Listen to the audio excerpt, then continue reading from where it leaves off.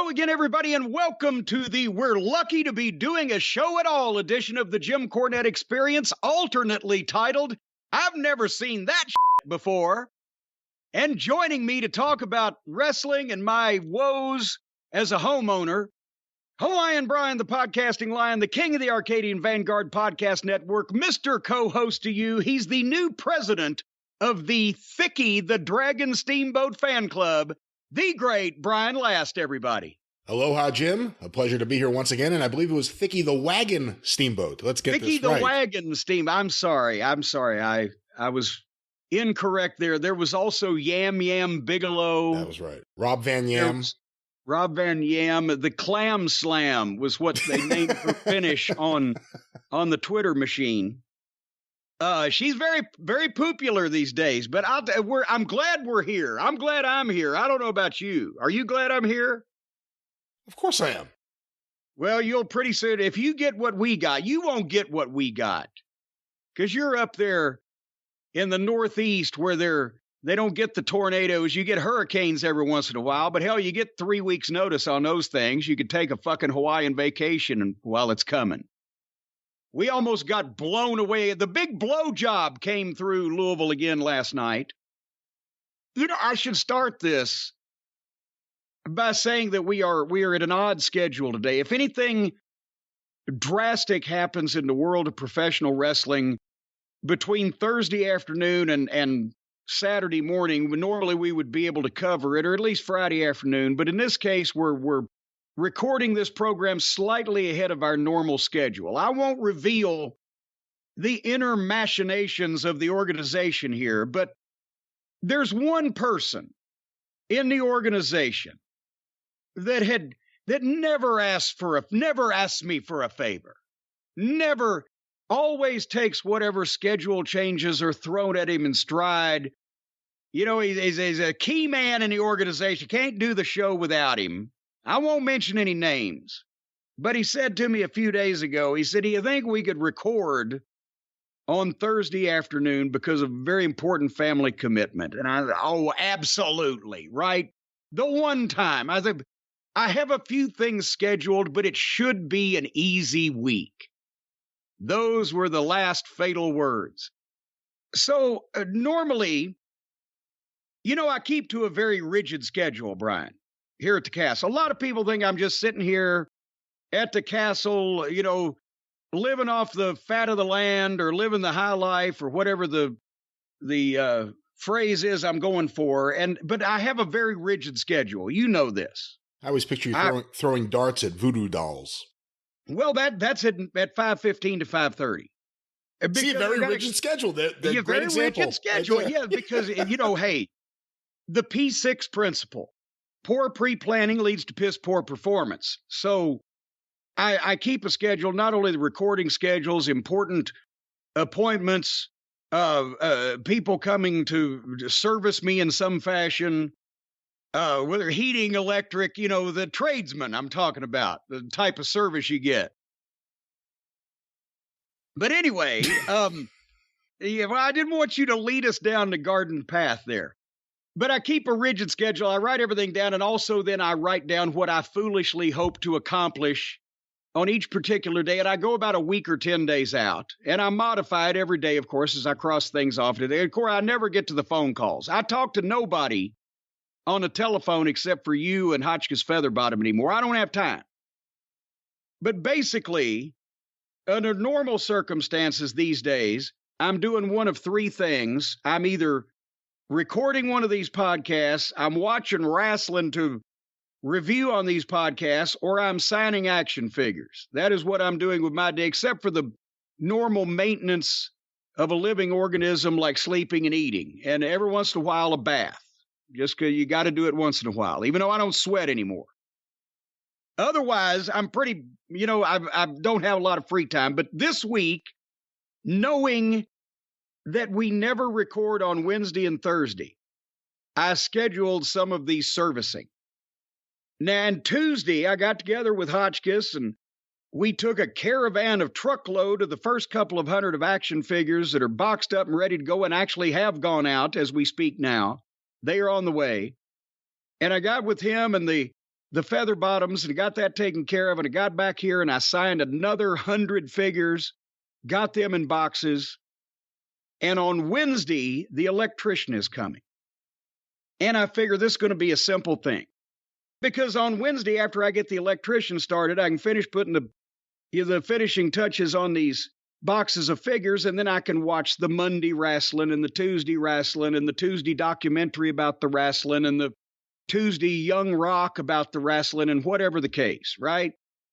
And then I'll be all fired up and ready to go for Thursday because the duct cleaners are coming on Thursday also. Remember, I scheduled this because we never do anything on Thursday, except for at the behest of this unnamed individual in the organization. Who celebrates Passover. Well, you didn't even tell me that's what it was. And opening day. Okay, that's what it was. Well, no, it just happens to be the same day. Opening day and Passover happen to be the same day, and it's naturally a holiday. Well, you sold me the opening day like a family commitment type of thing where it's going to be a group effort to open this day or whatever goes on. What is that when they throw out the first ball bat? Or they, what do they do? They get one of the ball boys and sacrifice him to the gods of fucking Schwarzenegger, Steinbrenner, or what is the? No, you're thinking of Marge Schott. No, they don't do any of that stuff anymore. Opening day is just the first home for the Mets right now. It'll be the first home game of the 2022 season. But every game, there's a first pitch. Usually it's someone who's giving the team some money or just someone they're trying to get some attention for. But there's always a first pitch every game. You know what? I've known some people in my life that if they were baseball players, they would have been possible for them to strike out on the very first pitch because they did in every other aspect of their life. But anyway, let's get off the baseball and back to my problems. Because I said the phrase, I've never seen that before. You as a brand new homeowner up there, that big giant manor that you have there, you do not want to hear the words, I've never seen that before, coming from any of the people that come over to do work for you, do you? That's the last thing you ever want to hear from anybody who's doing any work for you is, I've never seen that before. All right, so I had my Wednesday planned out. I'm going to get the electrician, and they're coming early, and it's Tom Drexler. I've mentioned the fine folks at Tom Drexler several times on the program.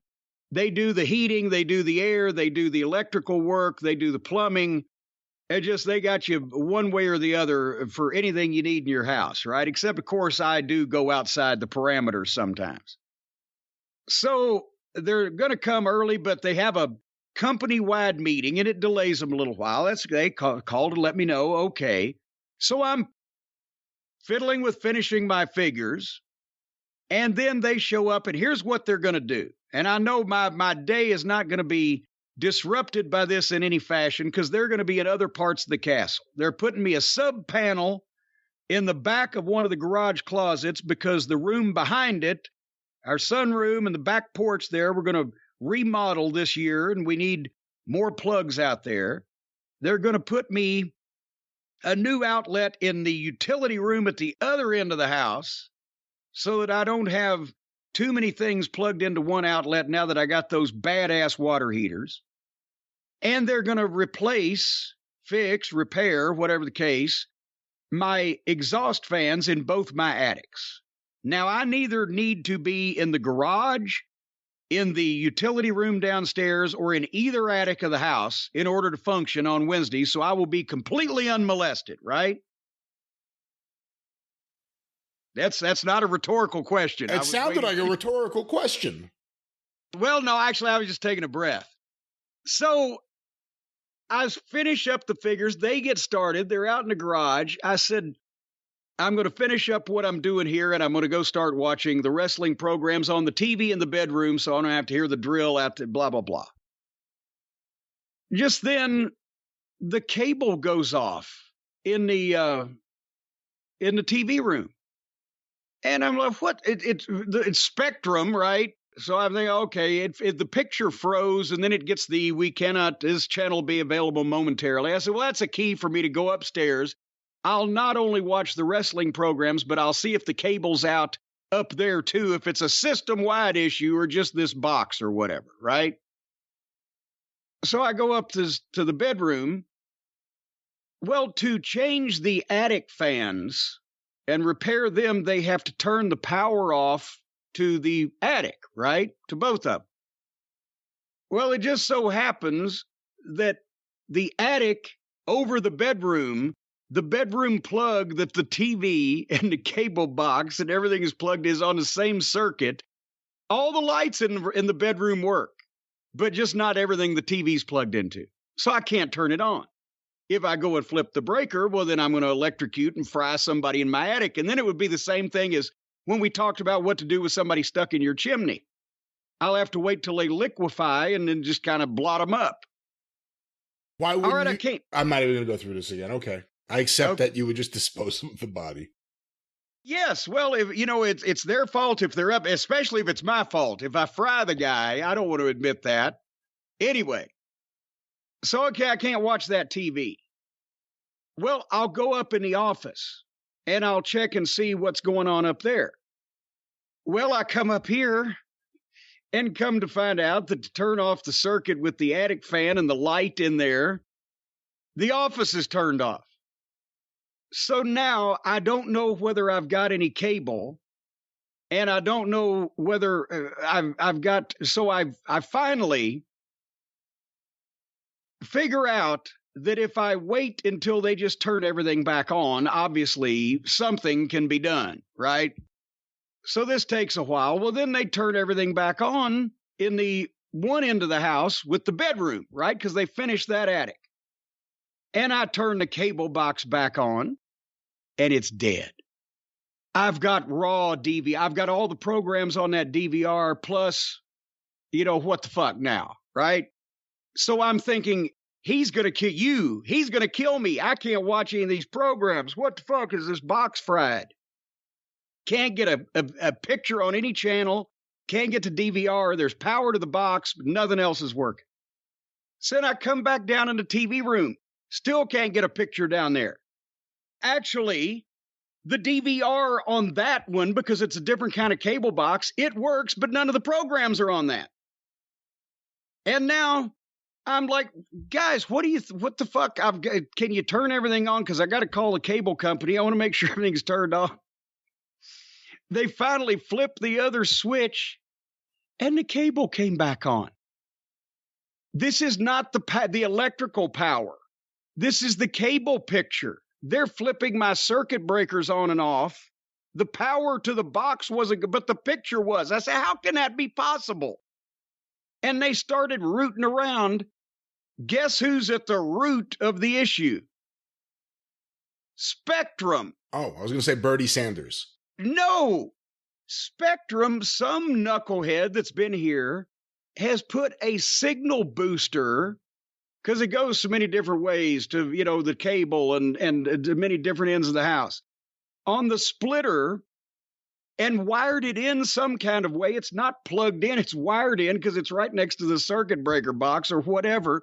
When they're flipping the circuit breaker off, it's killing the signal splitter booster, which is then not allowing any signal to go to the cable box, even though it has power. So we found that out. Does that sound like a thing you've ever heard of? I have not encountered that, no. So then they go on their merry way and everything's working. And I said, now I can finally sit down and watch these programs for the great Brian Last. Against my will. I think I need a cheeseburger for this, because now it's 6 o'clock my will? Well, you don't have to throw against my will in there. Like I'm forcing you. Against my, well, at least early. And I need a cheeseburger, right? So I make a quick cheeseburger, and I tell Stace, I said, I'm going to run through all these programs. And by that time, I sit down and I turn on Raw. It's about 7 o'clock. And just then, that's when they issue the first fucking severe thunderstorm warning and tornado watch. What the now I've forgotten that we're supposed to have severe weather, right? Watch the first segment of Raw, and then I stop and go back to the local weather, which now has said we're under every kind of warning on Earth, and also this shit. And you're looking at the radar, and it's a solid red line from north to south coming straight. There ain't nothing going to miss us, right? And they've busted in every local station, as you know, said fuck you to the network, and they're showing this doom and gloom. And so the schools, by the way, in Jefferson County are closed today because so many places are without power, so many schools at least. The red lights on one of the busiest streets in town aren't working, so morning travel was chaos. Houses have been damaged. A pickup truck got blown over into a guy's front yard. Trees are down. And we're watching the weather as they're for, and here now the sirens start. You can hear the sirens. Harley Quinn's just, she doesn't like that shit. And Stacy's phone is getting weather alerts. And here's another thing. We're actually watching the most expensive, up-to-date, state-of-the-art color satellite weather radar that is available to science being broadcast in high definition on our TV screen, right? And in the emergency broadcast system, right as they say, okay, we have a confirmed tornado in Louisville. Emergency broadcasting service switches in with a fucking full screen graphic that looks like it was ripped off of a video game in 1982 that says tornado warning, and horrible audio that sounds like Neil Armstrong from the moon. There's a tornado in Louisville. Yes, you motherfuckers, we were going to see exactly where it was until you broke in. So then we are literally, then they call, I swear to God to you, baseball-sized hail in Radcliffe. How far are you from Radcliffe? As the crow flies, maybe 30 miles, not even. And it's coming that's the way it's coming. It's coming from west to east. And so it was actually measured at 2.8 inches in diameter on the news this morning. And that's why I told you earlier. I said I was expecting David Letterman to pop in and fucking forecast hail the size of canned hams. So then there's 75-mile-an-hour winds in Simpsonville. That's 15 miles, maybe not even, to the east of us. And then, meanwhile, as this storm, as you see it on the radar coming in, I'm going to the west side of the house. I look out the window, not a branch on a tree moving, but the wind or the sky is dark. It's just now getting dark, and you can see it's even darker over there. And it really looked like something wicked this way comes. Then they're on the news showing that here's the shelf clouds.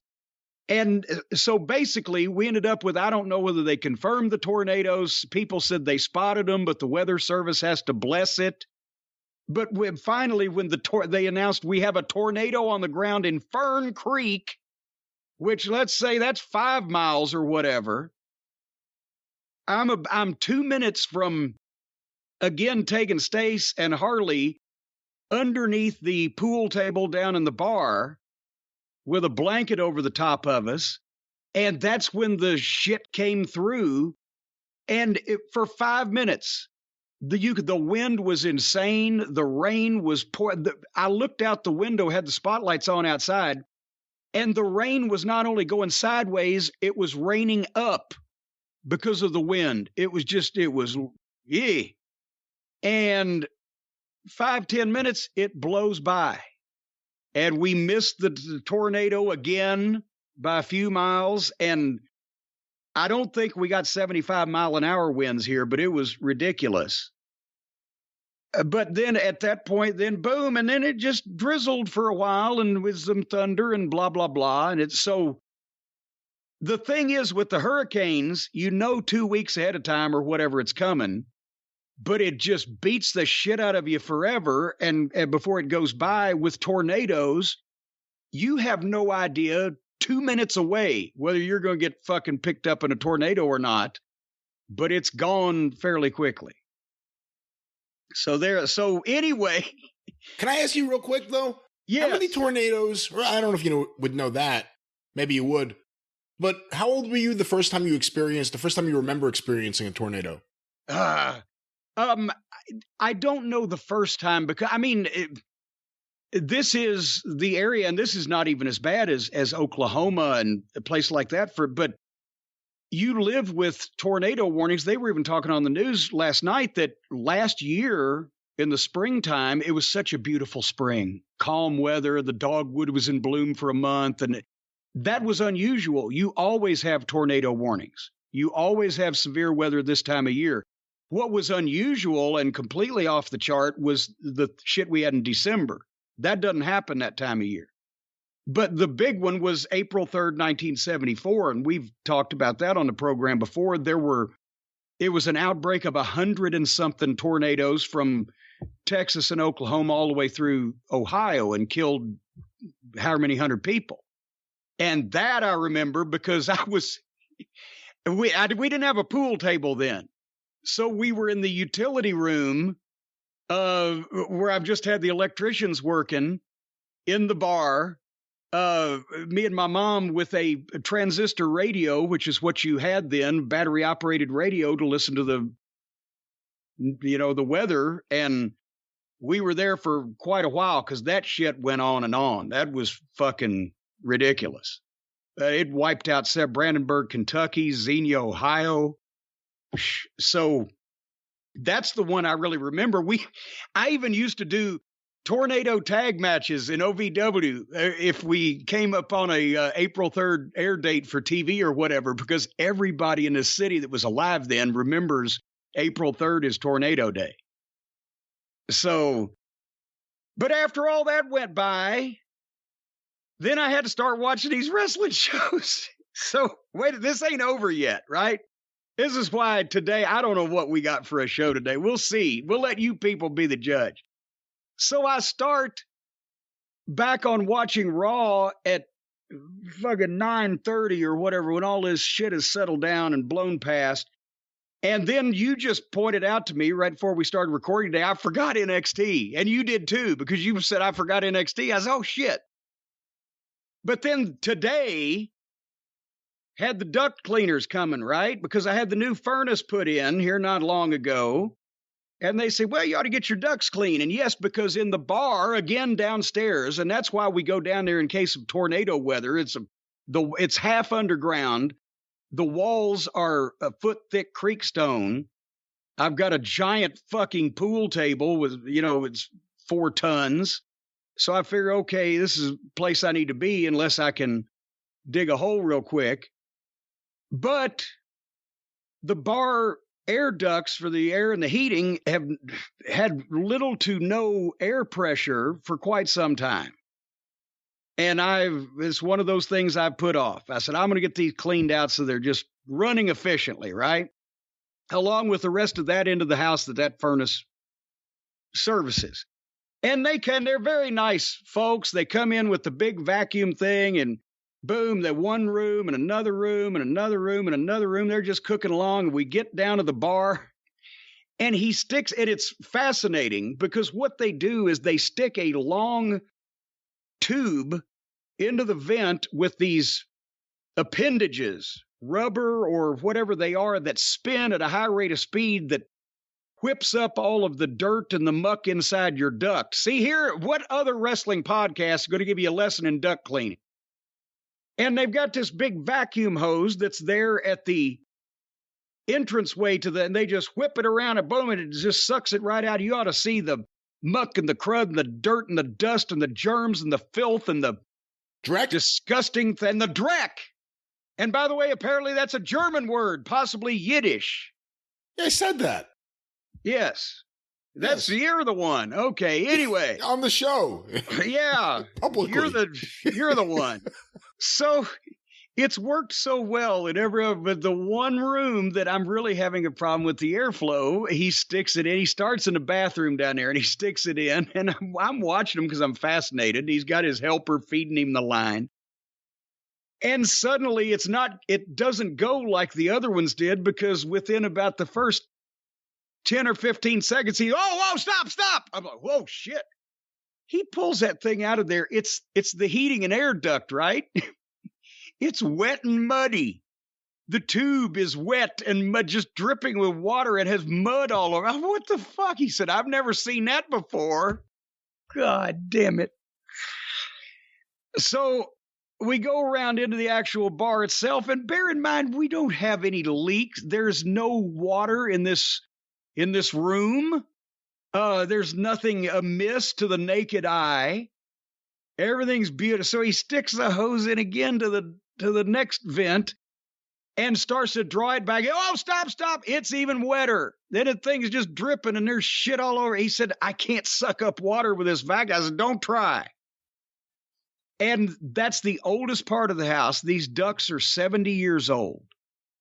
And back in those days, and I understand that may be a thing that they did back in those days, but it's frowned upon in today's environment.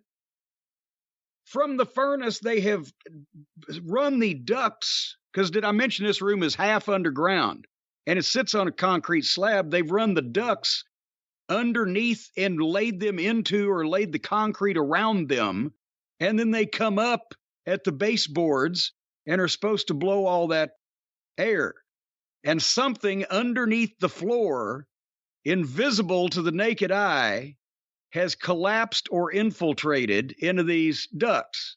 So now I got to call a plumber for my ducts to run one of those cameras in there like they do in the sewage system and see if they can see wherein lies the catastrophe.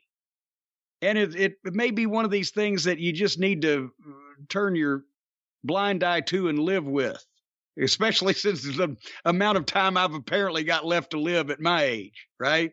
Got to get the duct out of there. Get the oh, hold on, wait a minute. Where is it? Hold on.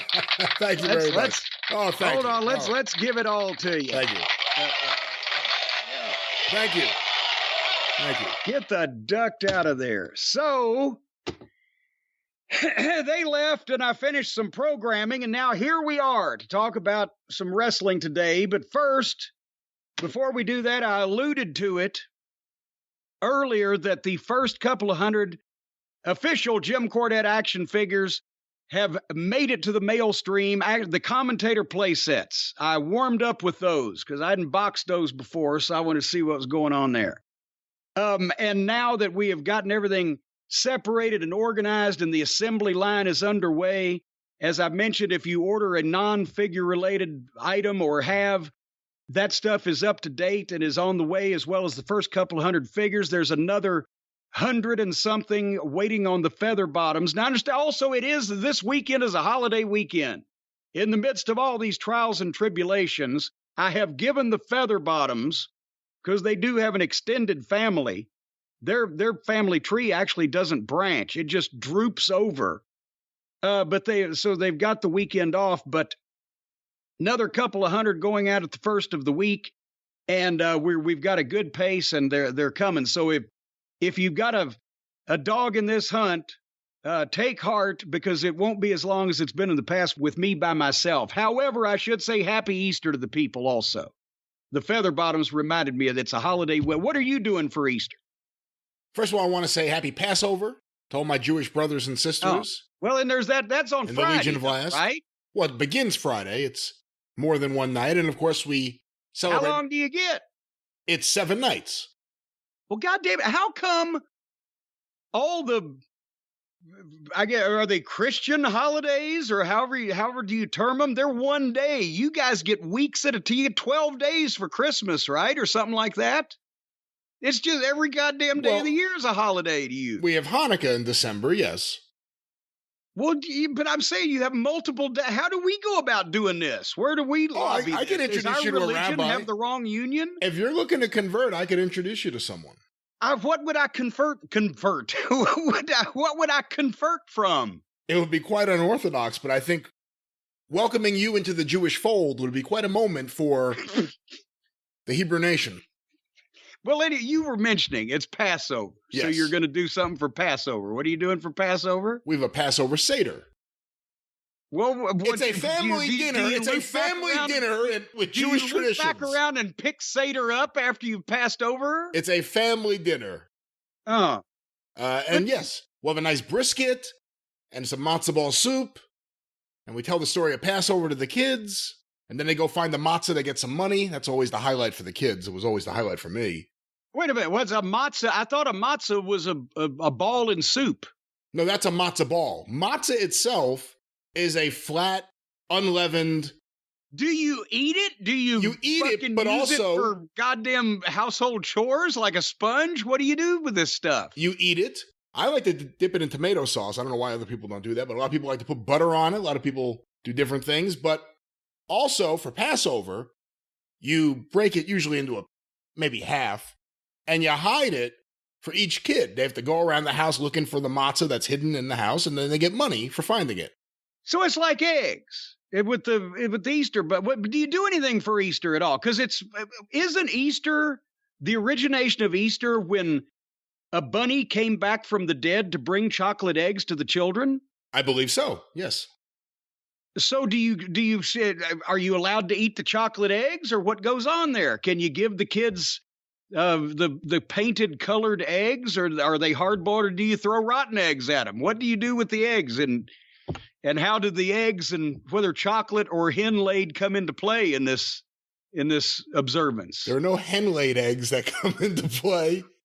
We're going to watch Donnie Darko so we can keep in the mood of bunny rabbits. No, Suzanne handles all the non-Jewish stuff that happens in the house, and I handle all the Jewish stuff, and it works out a lot better that way. So I don't know exactly what she's going to do other than there's some people coming over, there's baskets, there's all sorts of crap. People coming over, I don't know, it'll be a dancing bear. Yeah. We're not sure what's... Here's what I say. Have fun going to look for eggs in Swami's dog shit. That's what I think. I'll be over here. I'll be in the house. For heaven's sake. Does Swami shit that much that you could hide an egg in it? No, he's a little dog. It's a little, cute little shits. That's why I don't mind him shitting on the lawn. You should take the dog to the vet if it's shitting like that. For heaven's sake, you could hide a full-grown hen-laid egg in. It's not a hen-laid egg that you use for Easter. It's chocolate-filled eggs, apparently. Did you see there was just some kind of controversy? Have you never colored eggs? When I was a kid, Aunt Lola used to love to color eggs with me. We would dip the hard-boiled eggs in the food coloring and make them blue and pink, red. I was too busy finding the matzah and collecting the money. Well, if you lose a tooth on Easter, does the rabbit give you money under your pillow, or how does that? Oh, can you imagine? I guess that's a whole nother. That's a good movie. What if the rabbit and the tooth fairy converge at the house at the same time and get into a brawl? Yeah, well, there's territory infringement going on there somehow, I would think. All right, have we got a program to do here? I don't know, because I have no flow here today.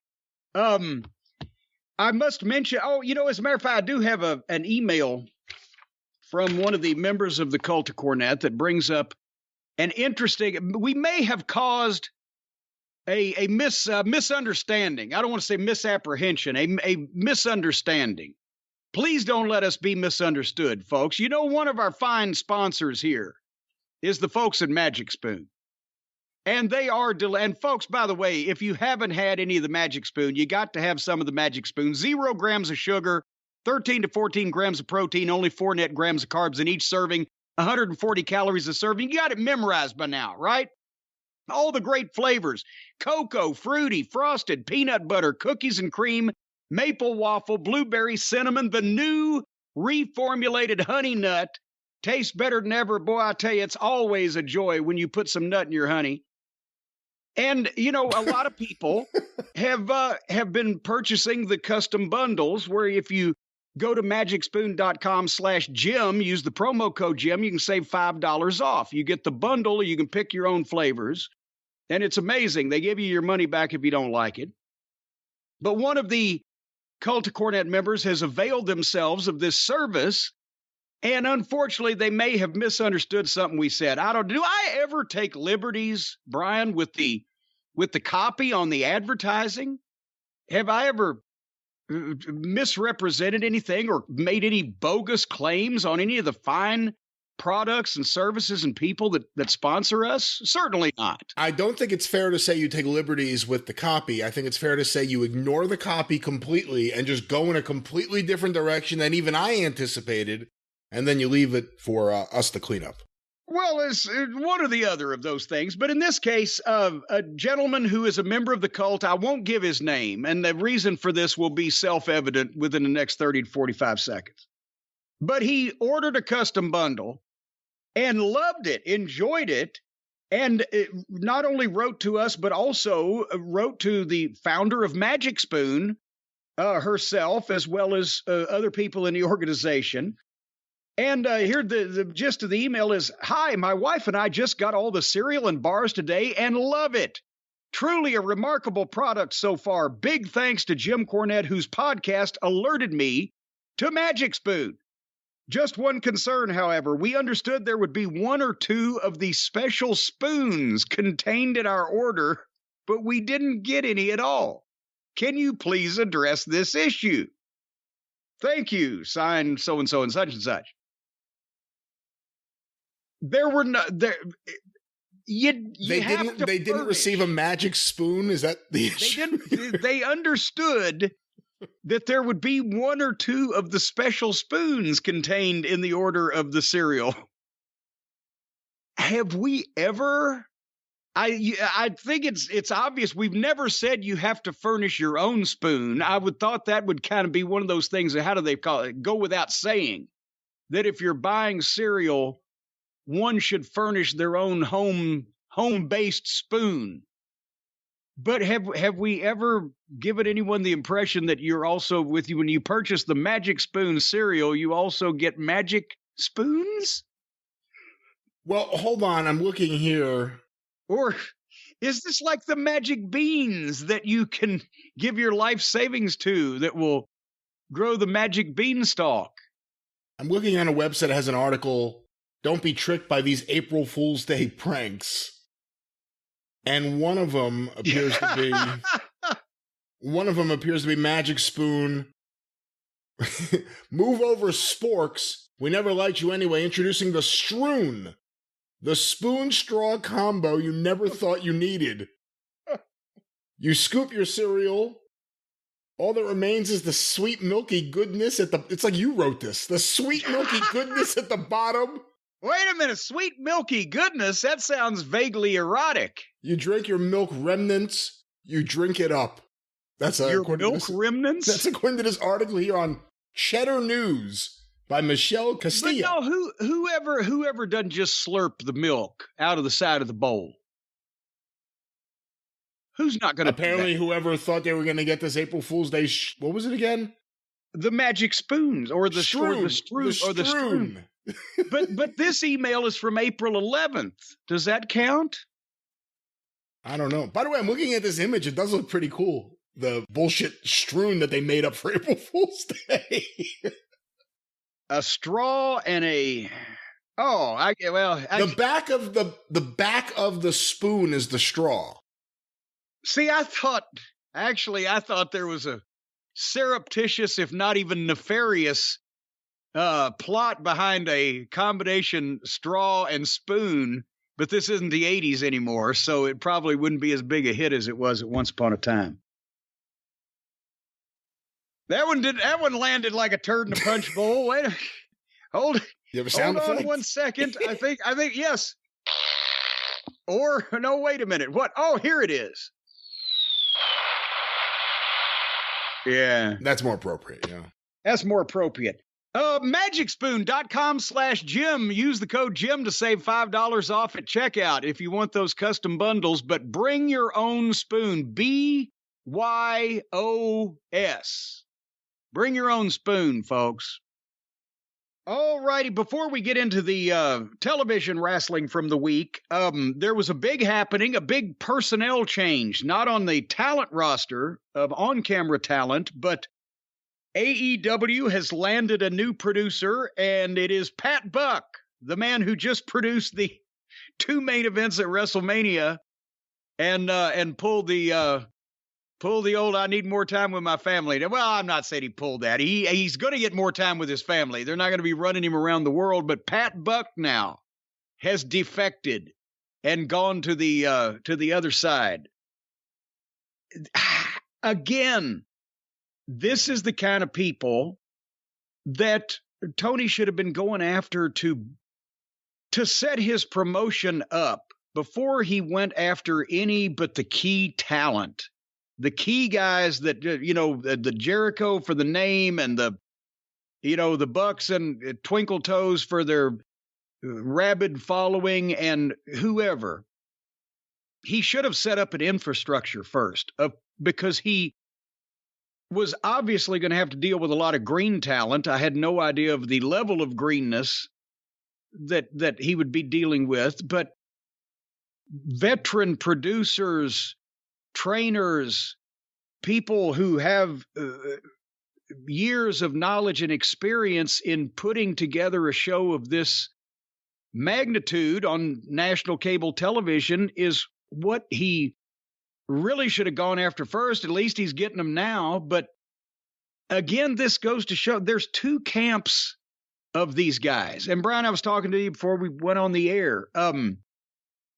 There's the group of talent and probably, office people in all companies, not just AEW, but everywhere, that are all the indie-rific entertainment guys. Let's, do everything we can, all we can. It's cool, and people chant for us, and wrestling's evolved. And then there's the people, even the younger guys, but who have been trained and introduced and broken in and brought to the business the right way and by experienced people who know how to do it right and would try to do that adapted to the modern environment, but they get pushed aside in a lot of cases or not listened to as much because the, hey, let's have fun and do everything we want crowd is so much more fun to hang out with. It's like in school. Do you want to have fun or do you want to learn anything? There's camps of guys that can teach you things, and there's camps of guys that can let you have fun. Which one do you want to spend your professional career with? But what do you think? And I mean, I didn't mean to make mockery of him, because he sent out a picture of him holding one of his children and said, "Daddy's coming home." But he did do a Costanza. He bowed out at the right time. The main events at WrestleMania, need to spend more time with my family. Thank you. You've been a wonderful audience. 3 weeks later, here we go. I think there's a lot of people that have been unhappy in WWE, and if they see an easy exit ramp, they're going to take it. And he obviously had an easy exit ramp. He was able to show up in AEW the next week, right? Go right to work, start working right away. I think he's a really good hire. From everything I've ever heard from anyone who has worked with him or been around him, seems like a solid guy to have backstage as a producer. Well, and see, also the thing is, I was going to bring up, and this is not even self-serving, but there's an OVW connection here. Pat Buck spent a long time at OVW. Unfortunately, it was right after I had left, but he was there for several years. And when he moved back home to New York, he opened the school that he's opened, patterned after, and he told me this himself. I mean, it's not like I'm putting words in his mouth. When I saw him several years ago at an event, he patterned it after not only the facility, the customized warehouse and training center, and you can tape and you can do this and that, but also the training program and the style of the type of things. Obviously, everybody has their own methods and unique style of teaching people to do stuff, but the concept, the idea, it was OVW. And that school that he established there, well, guess who spent a lot of time there when he was breaking into business? MJF. Potentially why maybe he understands at this young age wrestling and how to be a star and how to get over. I mentioned on what's the last program we did 2.5 days? The drive-through, my show. Your show. Yeah. And you're welcome to it. I mentioned just some things that Mike Mondo had been tweeting. Mondo's worked with Buck quite a bit. Mondo's from New York also. Mondo came to OVW to a seminar when he was 19 years old, and we saw his innate talent and personality and invited him. And those are the days of OVW when we had seminars that you had to pay to attend. And then at the end of it, we would evaluate you and decide whether we would invite you to come and pay to join our program. You couldn't just pay us and we'd take you. We had to invite you because we felt in some respect that you had a legitimate shot at being a pro wrestler in some fashion. maybe not necessarily the WWF champion, but you could do it. And if we saw that the odds were long on, because of your age or your conditioning or your size or your something intangible that you just ain't going to get it, we wouldn't take your money and yank your pud, right? But Mondo, at 19, excelled in that program, obviously went to the WWF and got one of the world's worst gimmicks of all time, and it killed his in-ring career pretty much. But he trained in the developmental program. He trained many of the modern-day top stars, or helped train them. He worked with the biggest names in the business around the world. I've mentioned before, he motion captured the video games for the WWF because he could do everybody's shit better than they could. But I'm not, as I said, I'm going to make this about self-aggrandizement, because the OVW program I'm talking about was Danny Davis's and Rip Rogers. Obviously, I was booking the shows and the television, but the training and the concepts and the basic wrestling 101 was Rip Rogers through Danny Davis and through Rip Rogers. By the time most of these guys got here, Danny had stepped out of the ring as far as physically hands-on training. But it was the same concept, because the same concepts of logic and common sense and physical endurance, good and evil, etc., never change. People just try to change them. It doesn't work. So, and there's a Johnny Jeter, who also got in the St. Valentine's Day Massacre of, bad gimmicks with Mondo and the Spirit Squad. He's opened up a training program in California to try to, these guys are still only 40 years old. It's just that they were run out of the business at an early age and the mainstream because of their ridiculous gimmicks.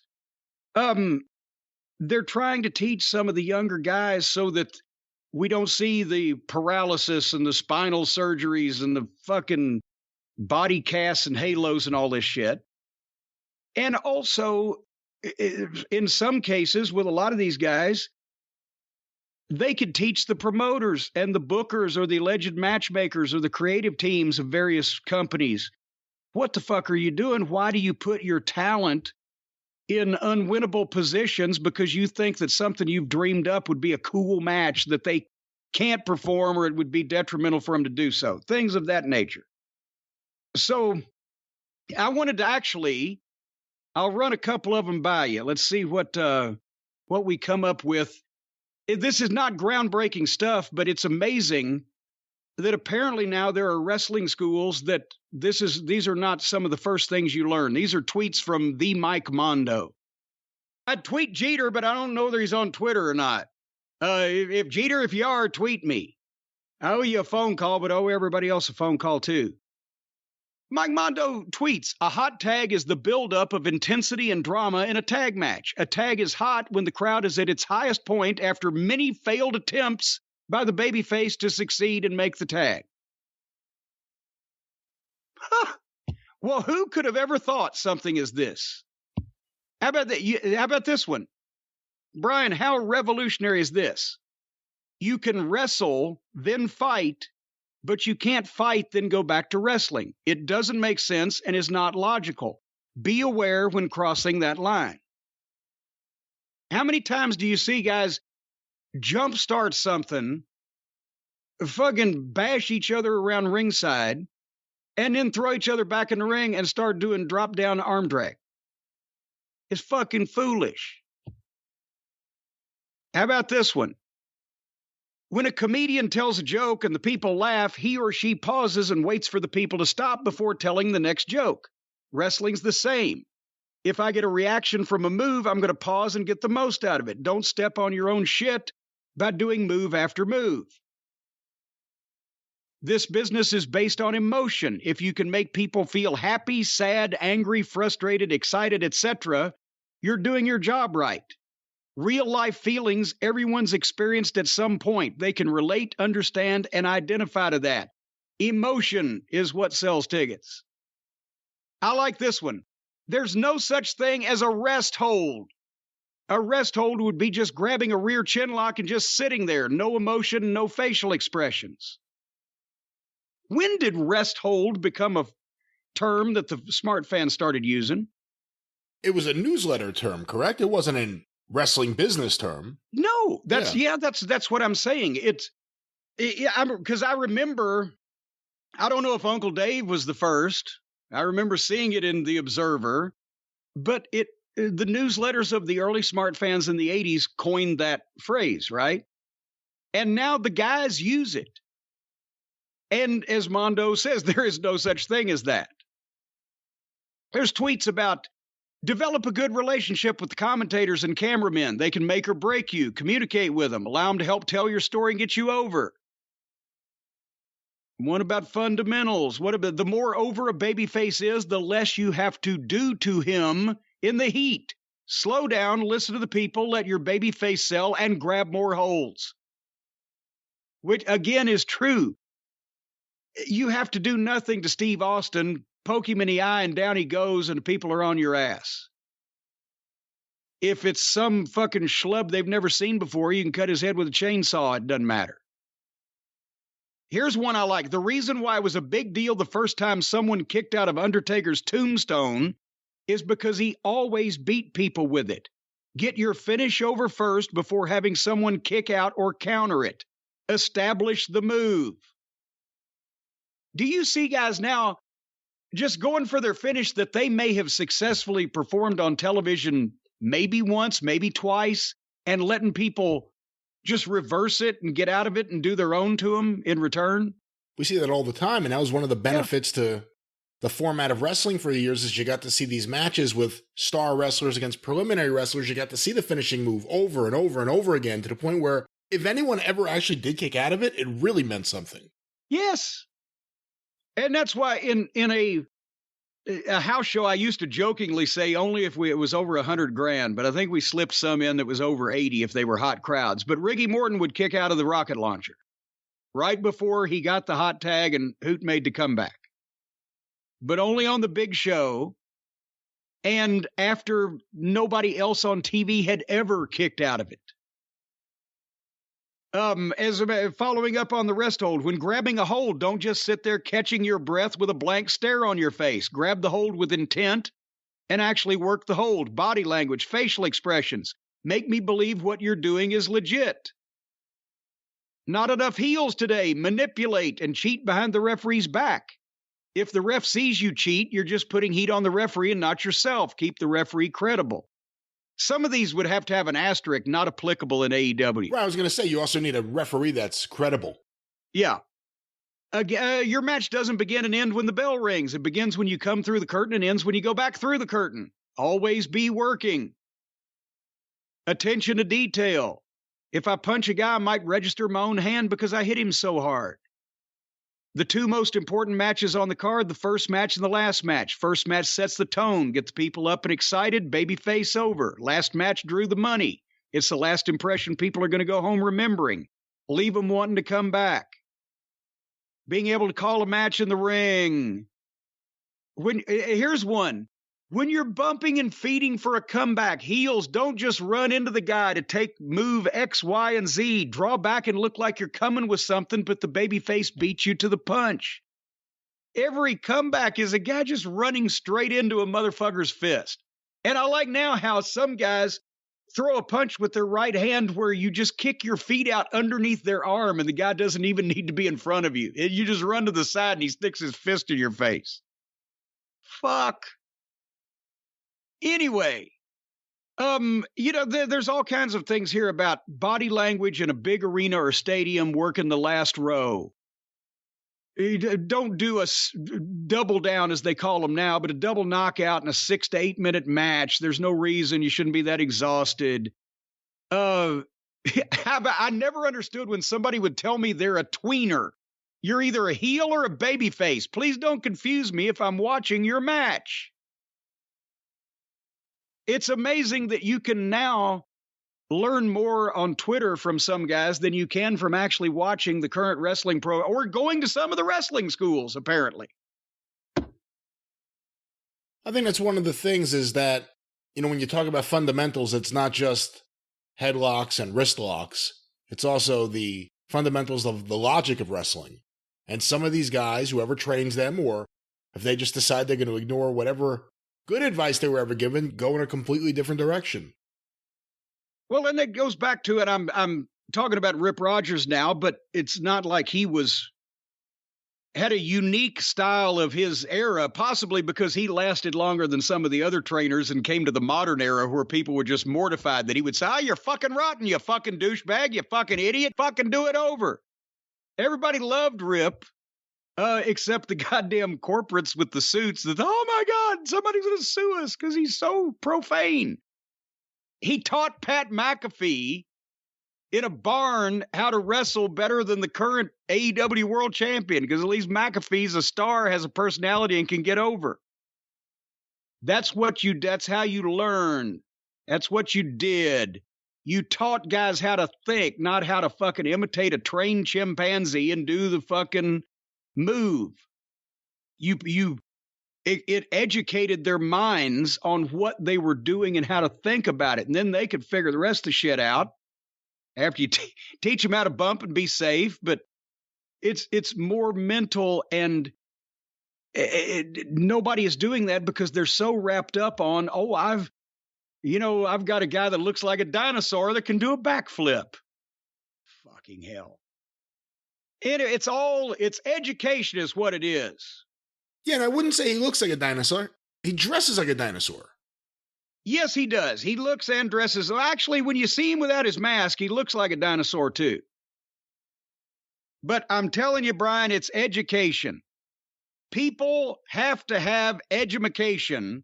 They got to have some learning for the particular profession that they want to be in. And if you want to be a wrestler, you got to learn not only how to wrestle, but how to think about wrestling. And if you want to be one of those professional bots out there that harasses companies like AEW, I understand this is a big market for it these days, you've got to learn how to write all the codes, right? I wouldn't suggest this for, as you put it, all the bots out there. This is a completely different thing. No, because now a bot is a highly paid job. We've heard this from Tony Khan himself, because he said that the bots are out after AEW, and who could possibly go to an expense like that? That must be an incredible expense to get all these people to build all these bots to tweet bad things about all these wrestling promotions. And the people that are learning how to write all this code that builds all these bots, that does all these things, are the graduates of Codecademy. Codecademy, folks, can help you reach your coding goals, whether you're looking to take down a wrestling promotion or potentially just conquer the world. Because after all, we now know that everybody that knows how to run these computers is going to be in charge of things after the cataclysm. Over 50 million people already know that Codecademy is the best way to learn to code, but jump in now because some of those people are going to have to be eliminated. We've smartened up too many people to our business. So there's always going to be new spots in this environment, in this particular endeavor, because after some people get too smart and outlive their usefulness, they have to be moved on out to the farm. Folks, you can learn at your own pace. That's not how this works at all. And there's none of that. No one has to worry about being moved out to the farm, as Jim just put it. Disappeared. Wait. No one has to worry about that. Because at Codecademy, no. Well, here's the thing. If the people that write the code, everything's in the computers now.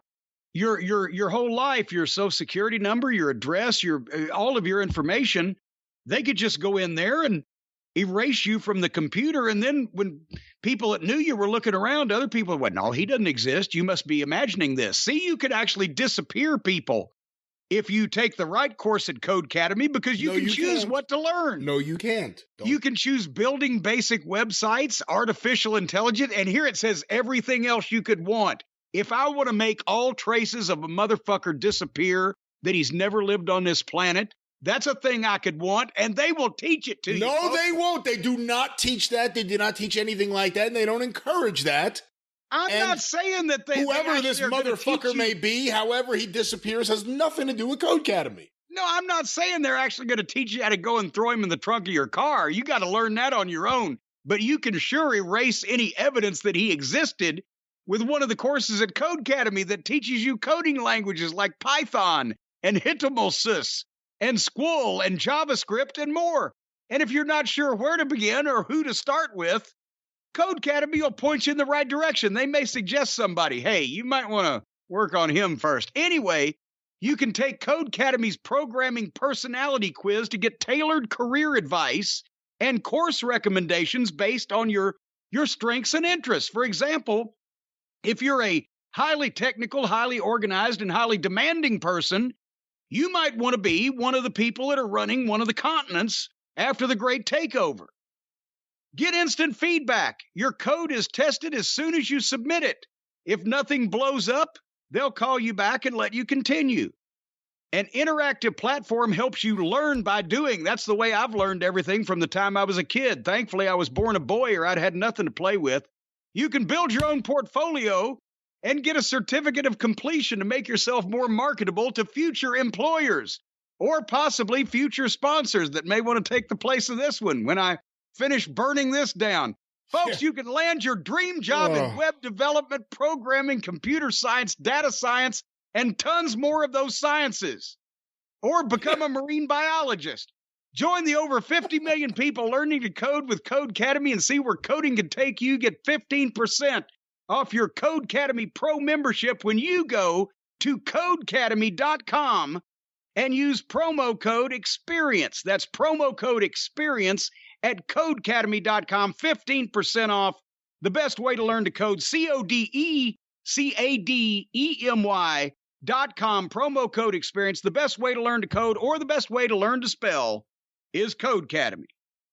All right, we should start talking about the wrestling, but before we do that, I just want to say we're almost there, Brian. The big landmark, milestone, millstone around our neck, whatever it may be, the official Jim Cornette YouTube channel is less than 10,000 subscribers away from 300,000. That's exactly right. There's not much to add to that other than subscribe now. Come on, be number 300,000. And do I get a cake? I think number 300,000 gets a cake. Well, how are we going to know exactly? Everybody subscribes 72 times. Sooner or later, it's like hitting the lottery. But anyway, yes, almost 300,000. They said it couldn't be done. Who said that? They did. Well, they were wrong, weren't they? Very wrong. All right. I guess it's time. You know, actually, Raw, despite the interruptions from near-death experiences and God trying to smite me, the first little part of Raw wasn't too bad. And the main star of Raw is now Cody Rhodes. We couldn't wait to not see him in AEW, and now I want to watch everything he does. As Jimmy Hart would say, what a fresh coat of paint does for people. Can you believe this? That he went from their own fans booing him out of the building to him being the god of Raw, and the people are into it over there on that side of the fence.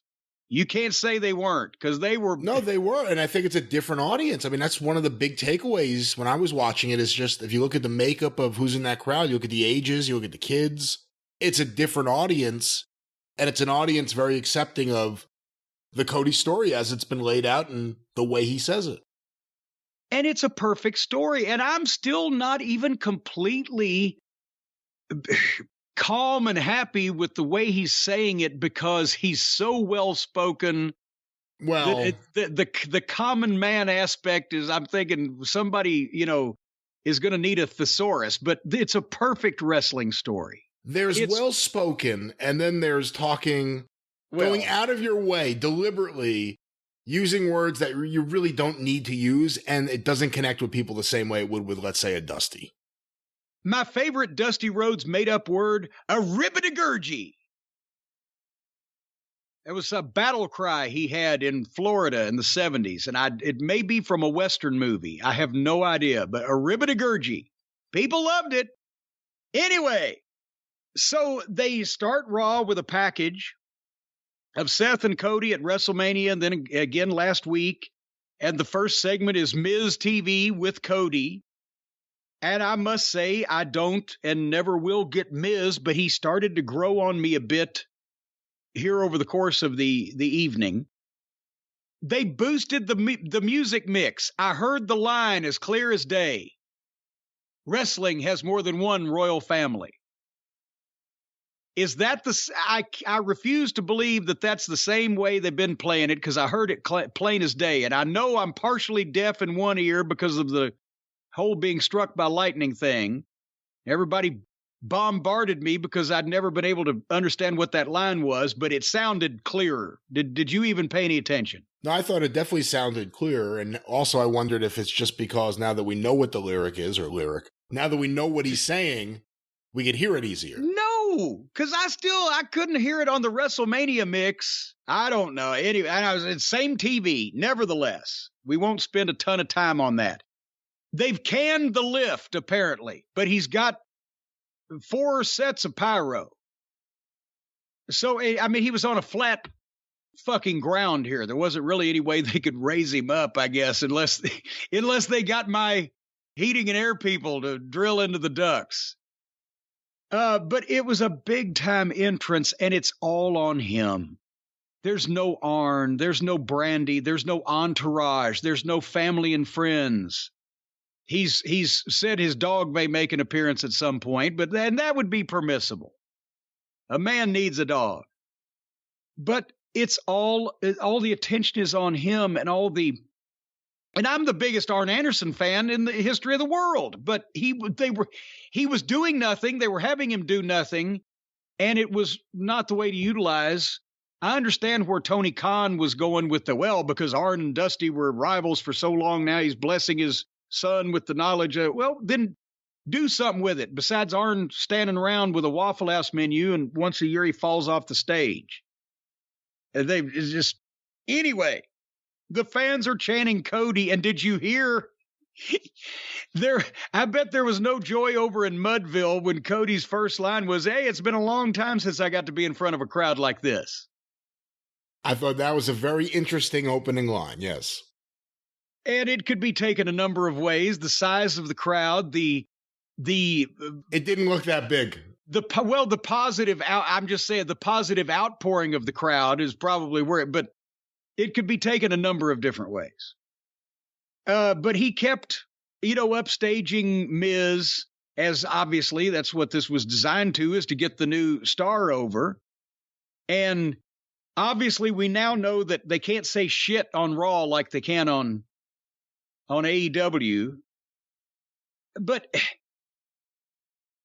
I don't know. I like him using the wrestling terms like belt and wrestler.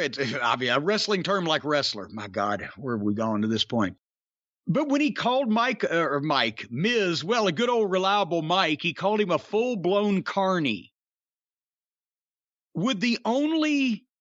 Is carny now a thing just in normal life where people call shady people or crooks or shysters carnies, or is that only in the wrestling world? And then in that case, is that reference over the WWE crowd's heads because the only ones really deep enough into it to know what a carny is to begin with are the AEW fans? I've never heard carny used by anyone outside of the world of wrestling, and half the people I've heard who use it in wrestling misuse it. Yeah, I was about to say, don't use it right either. And the Hardley boys think everybody's a carny somehow. They're two of the biggest offenders, actually. Yeah. And they're actually two of the biggest carnies, and they don't even know it. Yeah, really. They don't even know it. They're two of if you go by the old school wrestling definition from 80 years ago of carnies, they're the two of them and don't know it. So Miz had to correct him. I bet Cody knows it, that they're the two biggest carnies. Yeah, he knows it. But Miz had to correct Cody about it's a title, a championship title, a belt holds up your pants. So now they're making Cody a babyface to the fans who hate the goofy WWE verbiage.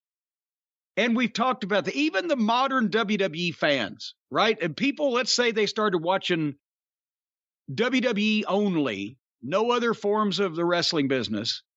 5, 6, 7 years ago, recently, whatever, do any of those people ever say, did you see the sports entertainment show last night? Or did you get the tickets to sports entertainment? Or do they ever use that phrase?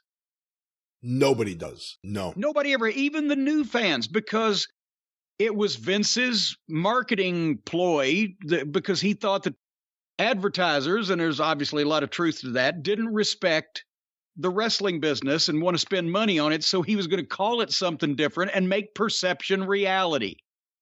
People have been laughing at me for 30 years for telling that story. That's basically the honest to God truth, and only now that people have been exposed to inner workings of how Vince's mind works do they realize that's exactly what he did. But that's why nobody calls a belt a title. Well, now they do.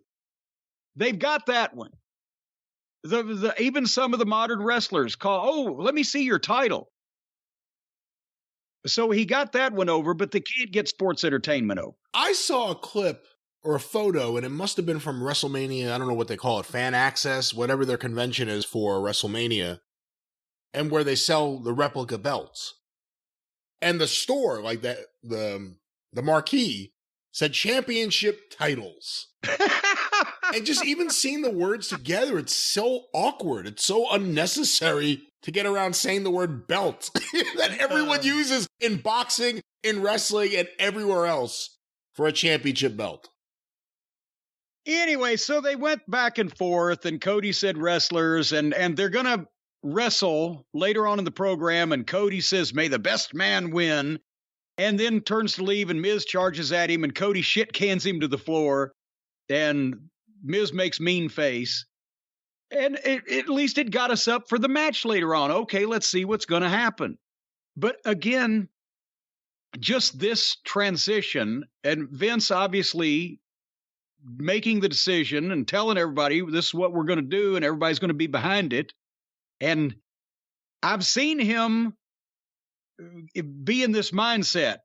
We're going to get behind it. We're going to do it. And he does it until the guy himself fucks it up in some kind of way. So if Cody doesn't fuck it up, Vince is pushing him to the moon, and he looks like a bigger deal here than he has anywhere ever. TNA, Ring of Honor, et cetera, et cetera. And I never saw any of his previous WWE run, to be quite honest with you, because that's when I wasn't watching any wrestling. That's been 6 years ago now. It's when we had just started the podcast, and you just came on board, and we hadn't been roped into this whole fucking fiasco of critiquing people's promotional wars yet. So he certainly, they didn't do this with him last time he was there. Let's put it that way. So he's a bigger deal now than anywhere ever. We shall see. Later on, Cody versus Miz. Did you love the next match? What have the Mysterios done? Did they accidentally back over Vince's dog? The last few weeks have been puzzling with the Mysterios. I'm guessing it may not be the Mysterios. It may just be that Vince may have fallen out of whatever kind of affection he had for Dominic Mysterio. Well, but Ray got just blistered and carted out the last week or whatever. But anyway, it was Dominic Mysterio, poor fella, against old Beer Mahan. And Beer killed him, and they stretchered him. And the fake EMTs they had were rushing so hard because apparently they've been told you got to get him on the backboard before the break or whatever. I mean, I've seen firefighters try to evacuate somebody from a burning building that weren't rushing like these people trying to tape this poor kid to a backboard. But the Mysterios' fortunes have changed. Let's just say that. AJ Styles and Damian Priest. I wanted to like this so bad.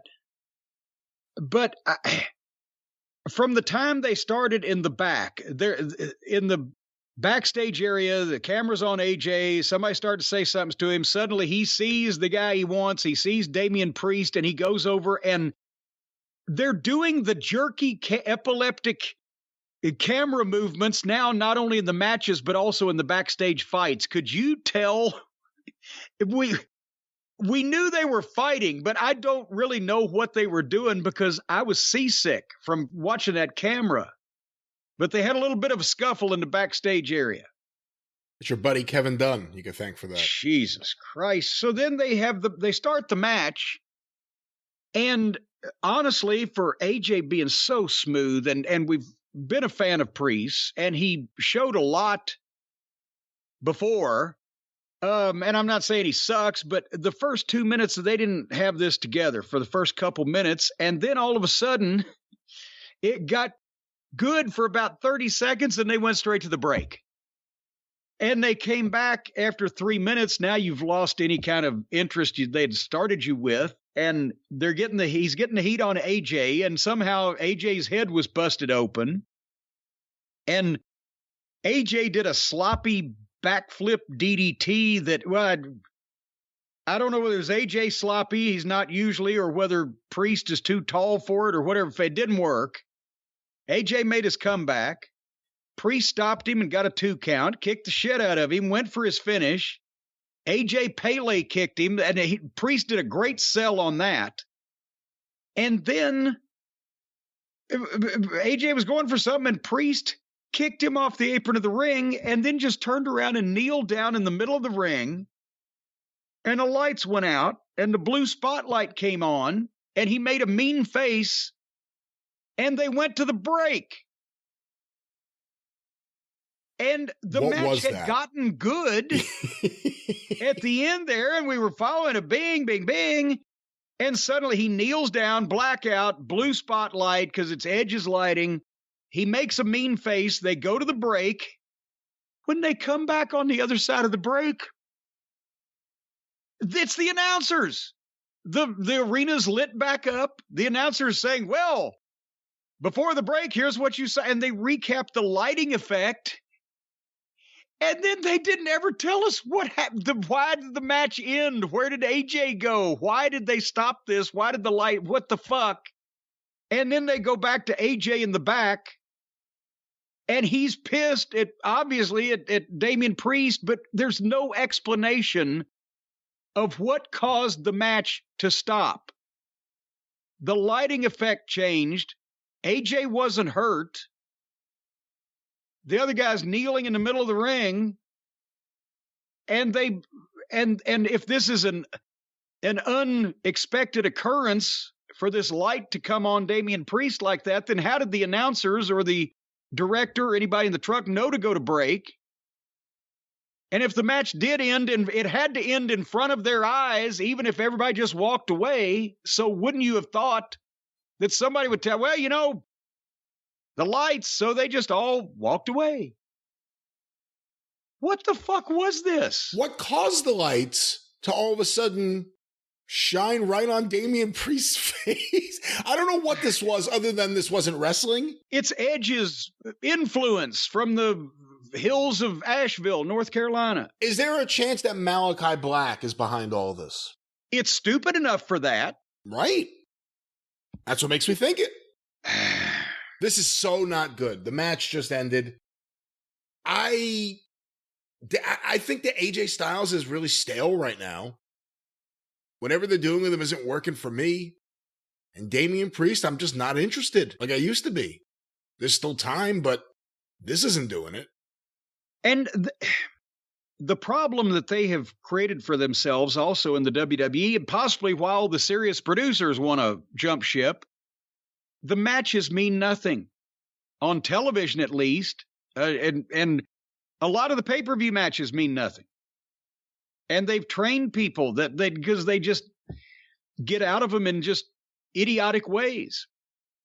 It might be real quick, and we'll go to Miz and Cody in a second, but the opposite effect in TNA, we're at a taping in Orlando, 2008-ish. Of course, you know who's writing the formats. And in the production meeting where they all get run through, we've talked about that. One of my matches that I was supposed to produce didn't actually start. And I can't remember what the whole thing was, chapter and verse, but the point is, as soon as it was read through and it said, Cornette, you got that. I was, okay, here's a problem. You've got a finish for this match. The match never actually started. And so some of his screwy shit where in some fashion shit would just start taking place. And I said, you can't have a finish of a match if the match never started, if you want to have a finish. If you don't want to have a finish, it can just be a fight. But if you have a finish, then it's got to start. Of course, Shitstain says, nobody's going to notice.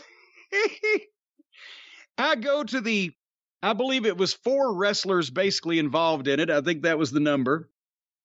Brian, what do you think the first thing that one of them looked at me and said was? What's the finish? No. What's the start? I told them the finish. They said, well, wait a minute. How can we have a finish? We didn't start. So I went back to Shitstain. I said, well, everybody in this match is wondering how they can have a finish when they never started. And he rolls his eyes like that is a ridiculous question that would impugn the integrity of his goddamn Shakespearean efforts. Well, there's a lot of times I think these writers just say, well, there's no reason for anyone to win at the end or start at the beginning. It's not the writers. I mean, the stuff they're producing may not be what we like, but they're doing it to serve a master. This is Vince. Oh, yes, he's blessing it and passing it and everything. I'm just saying the ones that are most affected and or offended by this are the wrestlers that have to perform it and the producers that have to figure out a way to make it make sense. Do you think Damian Priest is happy? I don't know. I don't know if he's happy, sleepy, grumpy, Doc. I don't know. I mean, with him and Edge, I can see something there, obviously, but I don't know what was going on here. Let's get to Miz and Cody. Again, second entrance in an hour. People are still with it. They're not hooting at it. Did you see the nice touch? He's not going to wear the weight belt into the matches and then take it off and whip a guy for whatever reason at an inopportune time. He's going to come out and give it to a small child at ringside. Brett with the sunglasses, right? Again, both these guys can work. I don't get Miz, but he's athletic and, he can do the moves. He's somehow been portrayed as a main event guy for some reason. So it was perfect here because I'm not going to recap the match. They started hot. They kept up a quick pace. Cody did all his stuff. Miz cut him off and get some heat. Cody made a brief comeback for a break spot where he'd get knocked to the floor. They come back. A little more heat. A big comeback. Fucking does one big dive, comes off the top rope, tweaks his knee. Miz gets a figure 4. Cody reverses it. Miz gets the ropes, and Cody hits the Cody Cutter Crossroads 3 count. That's exactly what it should be. They did everything right. Because, again, this is, say what you want, and we have, about Vince and or the whole company, but if they decide they're going to make a star, or they're going to sign a new talent and push him and get him over to where they can get a return on their investment, they do the right thing with him at the start. A newcomer to the company in his first television match against a guy that used to be and is still considered a longtime main eventer. It's a competitive match, but the new guy wins with his finish that he only used once. It didn't take but once. It didn't, let's give him 3 crossroadses. That's the way you debut a star. Now the people know, even if you haven't already told them with the interviews and the pyro and the gaga and the spotlights and the footprints in Grauman's Chinese Theater, if the new guy goes competitively with a main event guy that's established as a main event guy and seen in the fans' eyes as a main event guy and then beats that guy decisively, that new guy's a main event guy. There you go. And then Seth Rollins got in the ring and weirdly asked for a rematch. I think, is it Mike Johnson or Dave Shearer on PWInsider.com that is now using the term Sething for whatever it is that he funny. does and how he moves down to the ring and swims in the air. He's Sething. And so we're going to see, and I won't mind seeing that match again. And it shows they're not rushing Cody versus Roman Reigns or whatever. But I don't know. On the other hand, though, that's one of the things. I was kind of thinking this is like an area where almost applying the AEW logic kind of worked if Cody just won the match and moved on to something else, because everyone does rematches. And once you start rematching everyone nonstop, it means less and less. It's like Cody's back in their system, rematch with Seth, and then there'll be a rematch with Seth after that, and then they'll move on to something else, and he'll have rematches with that person. Well, but how many others they got that can just go, maybe they ought to do the legend killer thing again. Bring back a bunch of legends and let Cody beat them, because at least they're over. Hey, Kevin Owens is his buddy. You got to figure they're going to do him and Kevin Owens at one point. Remember, Kevin Owens is the one that linked him up with the Young Bucks before he left WWE 6 years ago. Oh, good Lord. I did not actually remember that, because I don't know that I ever knew that, because it wasn't my week to watch them, and I don't really care. But anyway, so poor Tommaso Ciampa. He's now on Raw in a backstage pre-tape where Elias is telling him he's Ezekiel. And speaking of Owens, that's what brought this up. Owens comes in and he doesn't buy it. You're Elias. You're not Ezekiel. Is everybody crazy around here? And they didn't even have the guy lose a loser, leave town, and come back under a mask and have Bob Geigel threaten to suspend him forever if he's on. Anyway. Liv Morgan wrestled Naomi. Did you see that? No. Good. Bobby Lashley was in the ring, and the ring was set up for the VIP lounge. And did Bobby Lashley call almost? I've had several people write in to say that, so you're not the only one who thought it. And I don't think he's trying to do it. I think possibly it's a Freudian thing, or just a subconscious from his deep unconscious. The crowd started whatting him. Austin coming back has now made that a thing, because now it's been a few weeks in different cities, and they're still going to start doing it again, aren't they? They never stopped. They'll never stop doing it. I thought it had died down at some point. Where I haven't never gone away completely. Yeah, but anyway, Bobby is better when he fires up and is short and to the point, because he's a beast-looking guy, and he can, but he's, at the same time, we've talked about this, he's such a nice guy and has a pleasant voice. And when he's trying to tell a reflective story on, like he was trying to do here, lay out the situation with MVP, why did he stab him in the back, etc., whatever. When he fires up and gets mad and has somebody to talk to, he's got some oomph to him. When he's trying to tell this somewhat complicated story, he just sounds so pleasant and also a little rehearsed. But when MVP comes out, he gets fired up and they're yelling back and forth. And MVP did a great job. I don't know where they found a suit to fit almost. But MVP cut the promo about how he made Lashley, and then Lashley didn't need him at Mania, blah, blah, blah. And MVP is already, at least it's not just almost standing there with that dull look on his face. Now, the monster with an evil mastermind is a little scarier than just the monster wandering around, because the monster does not, I don't care how big he is he is almost projecting a lot of menace, or just menace to the fans because they know the match is going to suck? Or is he a dangerous, dangerous man? An undercover agent for the FBI? Well, I don't know about that, but he certainly seems like a dangerous man. I think the fans buy him as that, which makes his booking even more puzzling. But we'll see. MVP is a great promo. He's great on the mic. He saved the whole segment.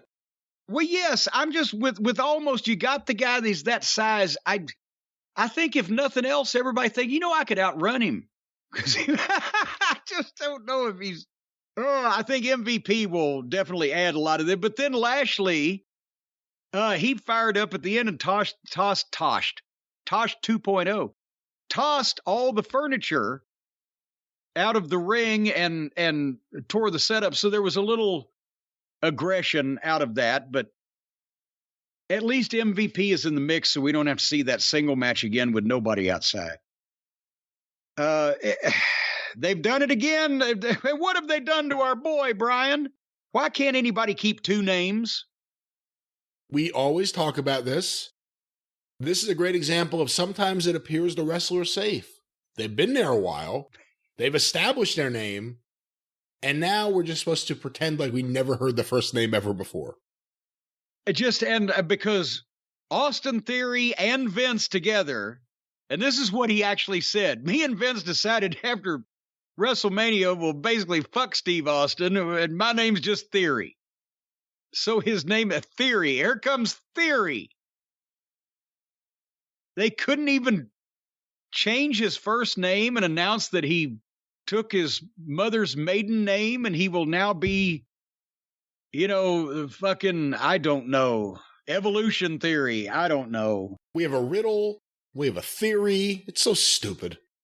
It's so stupid. And this was such a big thing for them. They've been pushing this kid, and now it was such a big, important thing for them to change his name that they did it in a pre-tape. And then Owens comes in and is still pissed about Elias and wants him to take a lie detector test. They stepped on Theory's name change in a pre-tape even.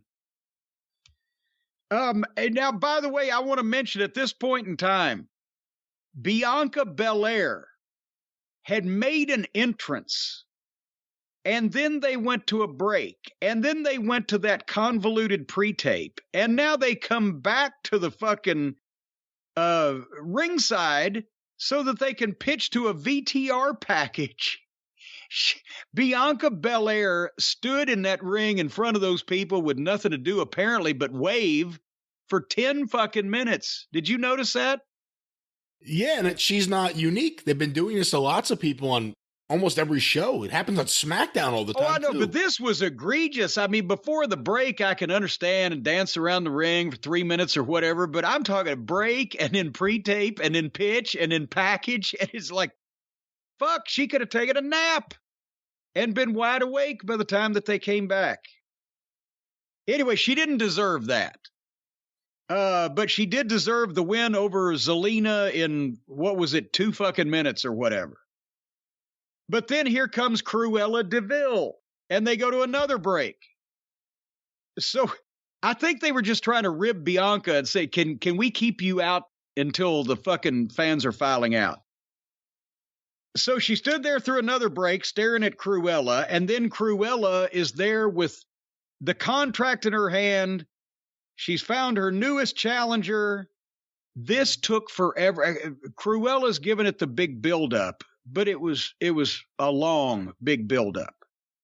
And finally, Bianca says, fuck it, I'm going to sign this open contract. Whoever it is, bring her out. Big intro. And then as Bianca's standing there staring at the entryway, Cruella comes from behind with a chop block and then hits her finish on her. It's her. She's the opponent and signs the contract. For one thing, is she still in the office? Because Pierce was not happy later on. If we don't find out that she's been relieved of her official duties, which it has been a while, maybe this is her transition back into the ring. But I didn't mind the little heat angle at the end there, but would the thing to do would be, if you were going to attack somebody from behind, Brian, if they were standing in front of you and didn't know there was any danger from behind them and were staring at an entryway for somebody else and all their attention was there, would the first thing that you would think of to do be drop down on your hands and knees and chop block the left knee, or would it just be to just punch the motherfucker right in the back of the head?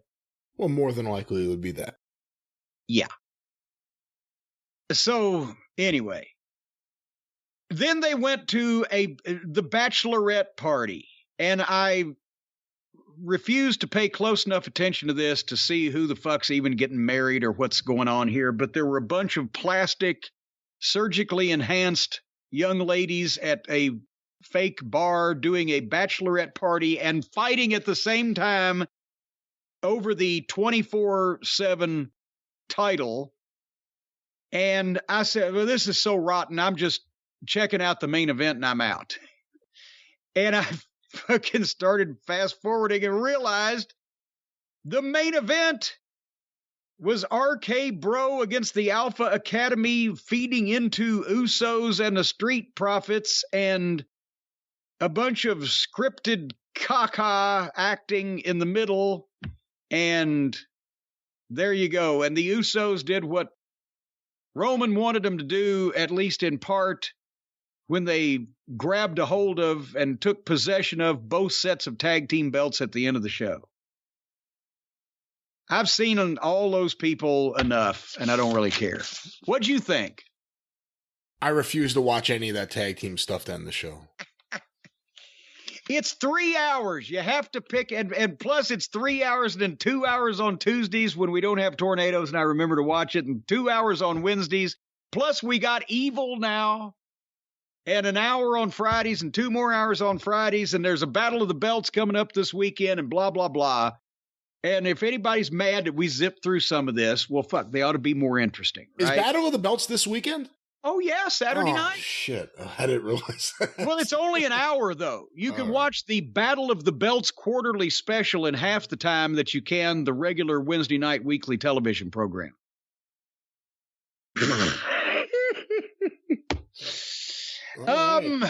There you have it. And again, if it was, I mean, the whole show practically would have blown if it wasn't for MVP joining Almost and Cody doing anything, pretty much. And who would have thought we'd be saying that 3 weeks ago? Was there anything else of redeeming value on him? Miz and Cody. Wait a minute.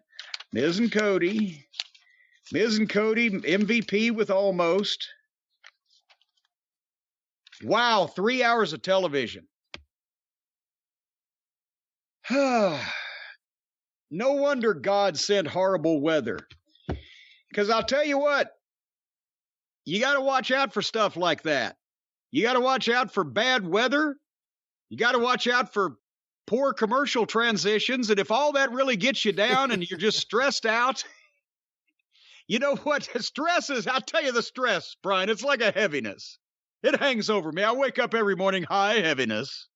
Oh, I'm going to be drinking early again today. You're going to be fucking with me early today, aren't you, life? If stress is a daily thing for you, how you feel it, why you feel it, what stresses you out. Boom, boom, boom. Stress shows up in all kinds of ways. You grind your teeth. I've done that since I was a child. My mother always said I was high strung. Digestive issues, stomach problems, ulcers. Too little sleep, too much sleep, undereating, overeating.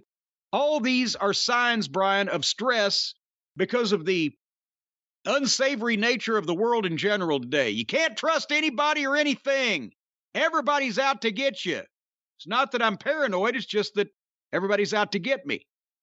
But if it seems like that to you and you want somebody to talk to that's not a relative or a close personal friend that can be completely unbiased, the folks at BetterHelp can help you out because so many of the Cult of Cornette members have sent in emails and saying that BetterHelp helped them.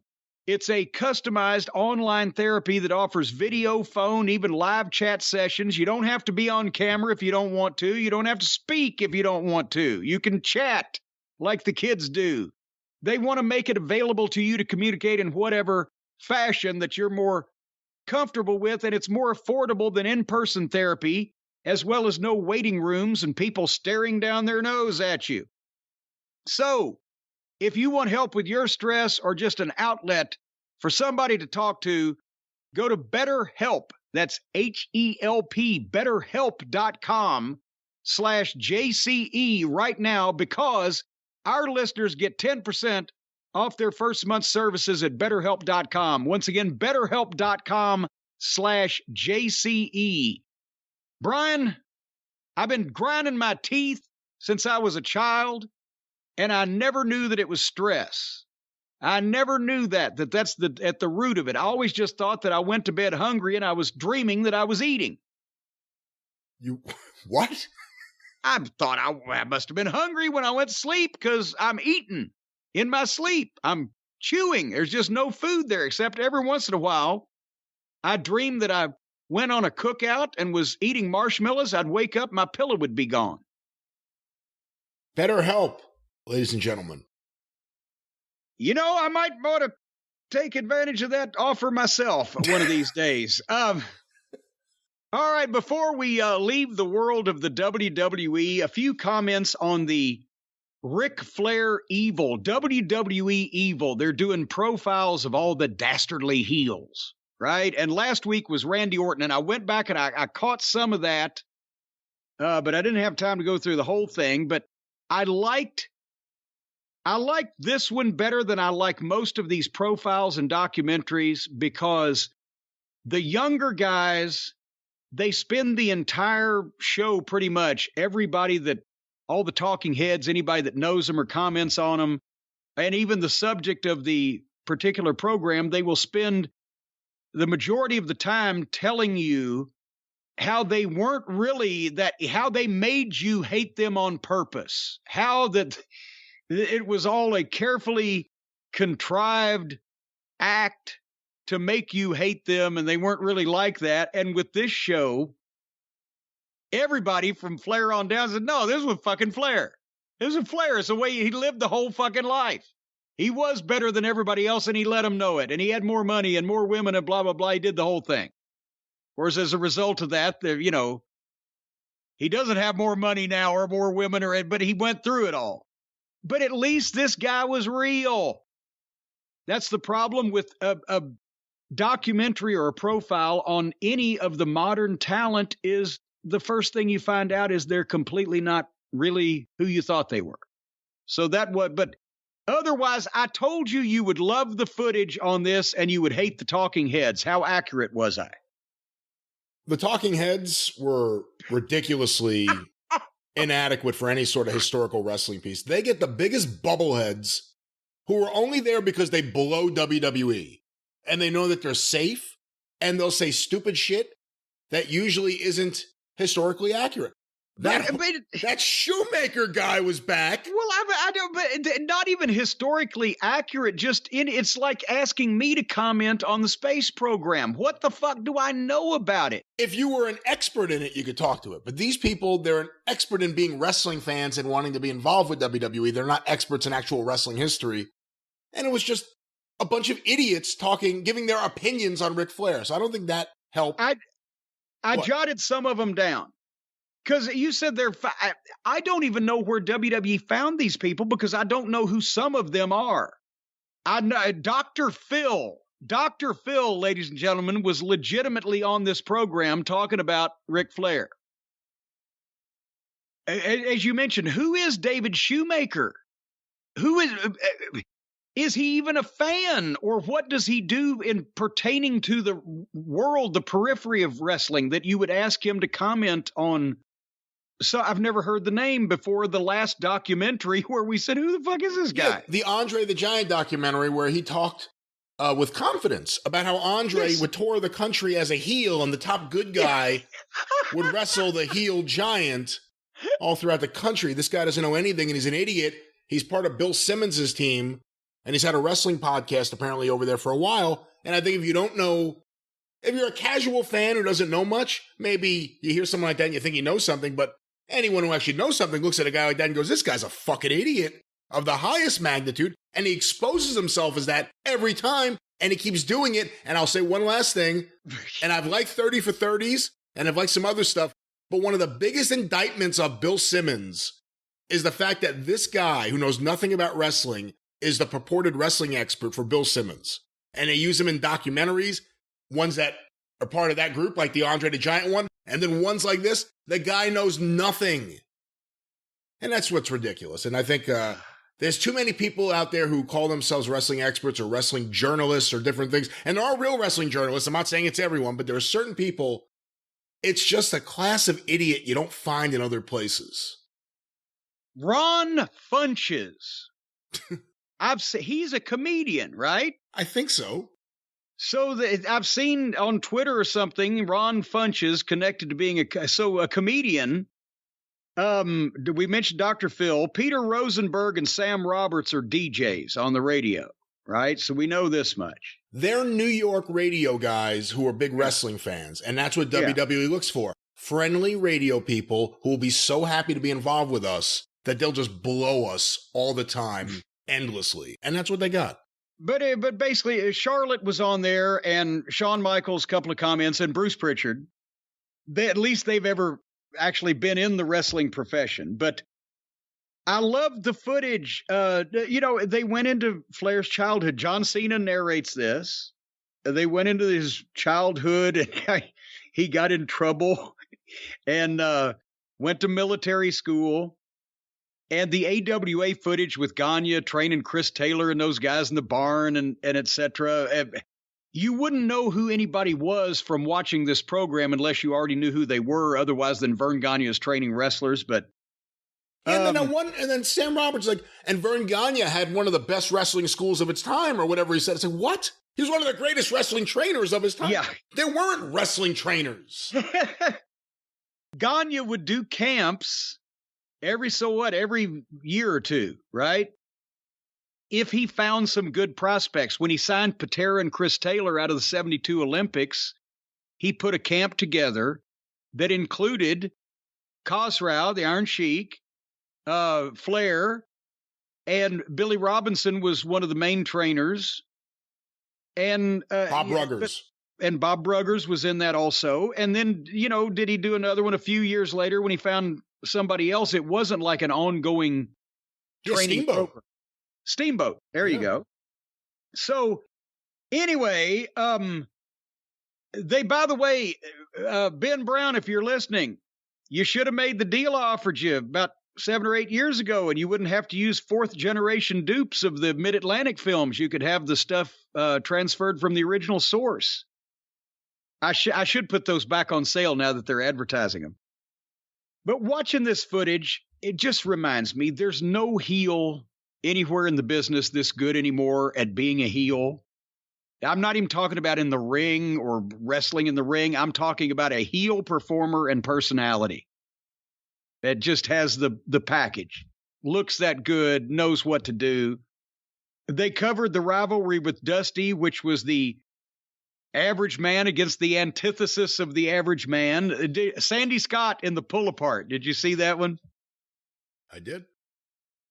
Flair was quoted as saying, "Oh yeah, me and Dusty, we wrestled in the Orange Bowl. We had 40,000 people. Fuck, I knew me and the Midnight shouldn't have left early that night. We were on third from last. We got out and beat the traffic. 30,000 more people came in." The cage match footage of the Angle in Atlanta in September of '85 when the Horseman attacked Dusty and broke his leg, and you see the fans trying to storm the cage. Twice in 5 years, Dusty was able to do that angle in the same building, the Omni in Atlanta, with different heels, and actually Ole was in both of them, and get people to riot and climb the fucking cage to try to save him. But anyway, again, all of the 80s NWA footage looks so violent, and the guys look like they're mad, and the fans they're not jumping up and down screaming at a cool move and going, holy shit, fight forever. They're jumping up and down going, kill that motherfucker. I want to see it blood. That son of a bitch. I got a gun here if you need help. That kind of, and we've lost it. We've fucking lost it. And there was a segment on how the period where WCW is so mismanaged and or buried Flair in the mid-90s and through, Bischoff's bullshit. And they showed Shit Stain shaving his head.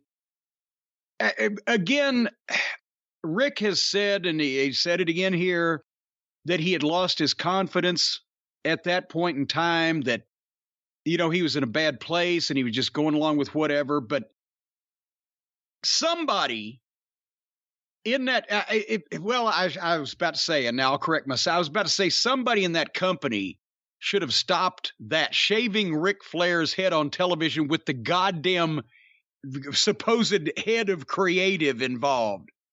He should have been beaten with a fucking axe handle for being involved in that. But that was when Bischoff and all the other people with pull wanted to humiliate Flair because they could never get over him any other way.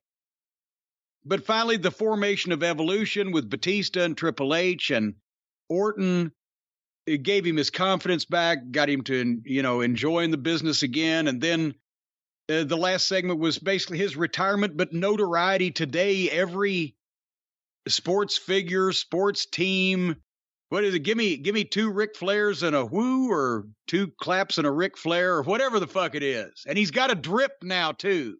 Rick does. If you'd have told me 35 years ago Ric Flair was going to have a drip, of course he probably has several times. But now it's actually a good thing. It's positive. It's positive to have a drip today. But it was, they weren't going into any detail whatsoever on any of the well-publicized, especially recently unsavory parts of his life, but it's a 45 minutes with commercials factored out piece on one of the most popular and well-known wrestlers of all time. So it's going to get ratings for the USA Network, just like it did for A&E. And I love the footage, even if it was produced with a fucking trowel and a goddamn roll of duct tape. All right.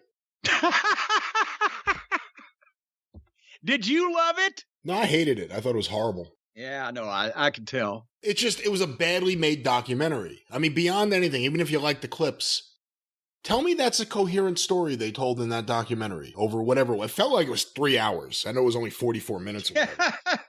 It was completely incoherent. It bounced all over the place. Again, and I will give you that. Whenever I even start to watch these with an element of, if you didn't know, you wouldn't know after you watch this, but I already know shit, so I just recognize it falls apart.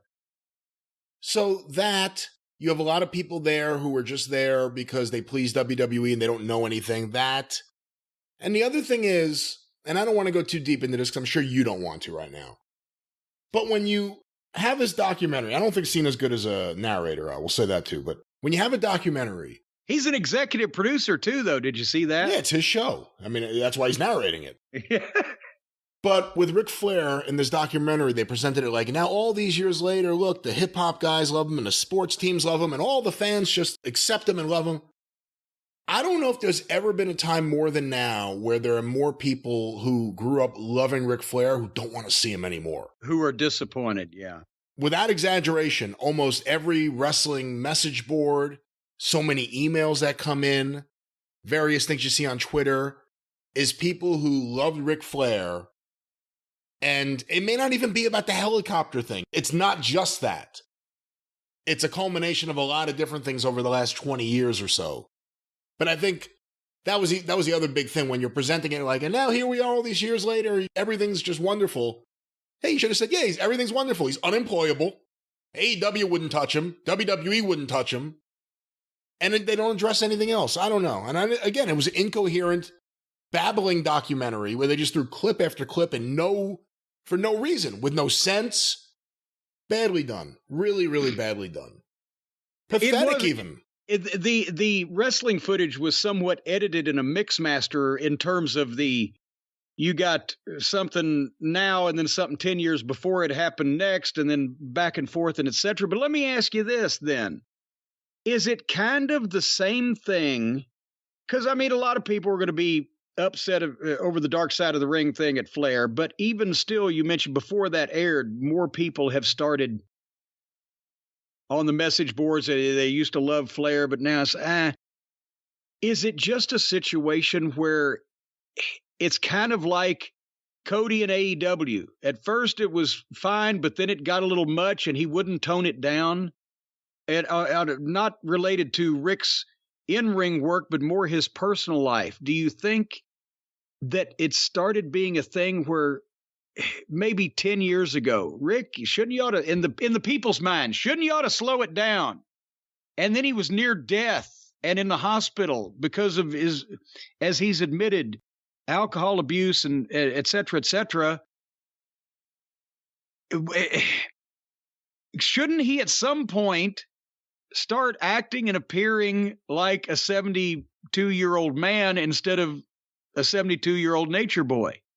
Are people like, Rick, will you ever please slow down? We used to love you, but this has gotten too much, too far. Do you think that's it? I think there's a lot of that. I think there's people who know a lot about the different stories, and there have been a lot of horror stories over the last 15 years. I'm no defender of Carrie Silken. Ric Flair ripped off Carrie Silken. And a lot of people know that. I'm not a big High Spots fan. Ric Flair ripped off High Spots. A lot of people know that. Ole Anderson said the reason him and Ric Flair fell out was Ric Flair borrowed money from him. Not only didn't pay him back, I think wouldn't even call him back. He's not unique with that story. There's been all these different stories. There's been scenes in bars that people have talked about. There's been rudeness to people. There's been public intoxication. I mean, it's one thing after another. And it doesn't seem like anything changes. And I compare him in a lot of ways to wrestling's Mickey Mantle. But Mickey Mantle eventually, at the very end, after his body fell apart because of alcohol abuse, it did seem like he finally changed at the very, very end. But Ric Flair, it's like going in reverse. And, you see people in that documentary, like even Charlotte, saying there's no separation between the person Ric Flair, or, Richard Flea or whatever, and the Nature Boy. There's no separation. And I would say, but there was. Not necessarily a separation, but he understood. They had a couple clips of maybe when he was on a talk show. I'm in my suit. I'm the NWA champion. I have to be professional. I have to act professional. Yeah. Talk professional. Like that version of Ric Flair's gone.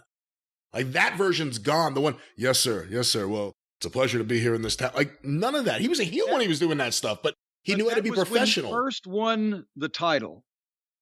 And in 1981, remember, he'd only been a Nature Boy for 5-6 years, maybe, after the plane crash.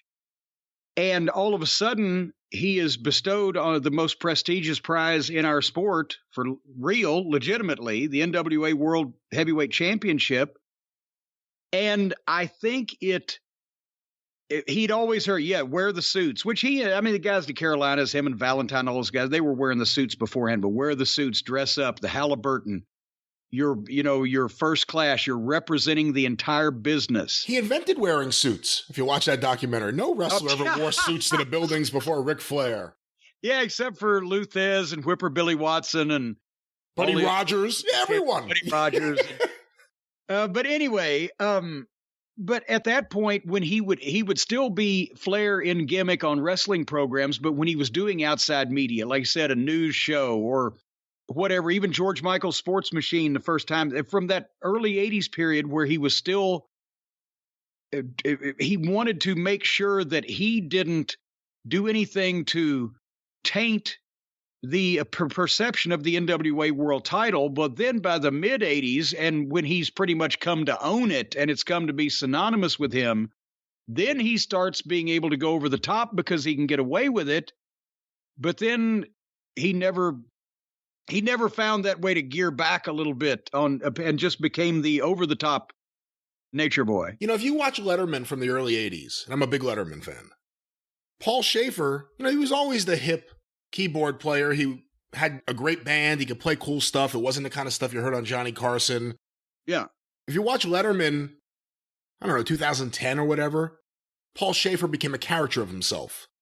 Wearing wacky outfits, his head is shaved, he's making faces when he plays keyboards. Wasn't the same guy.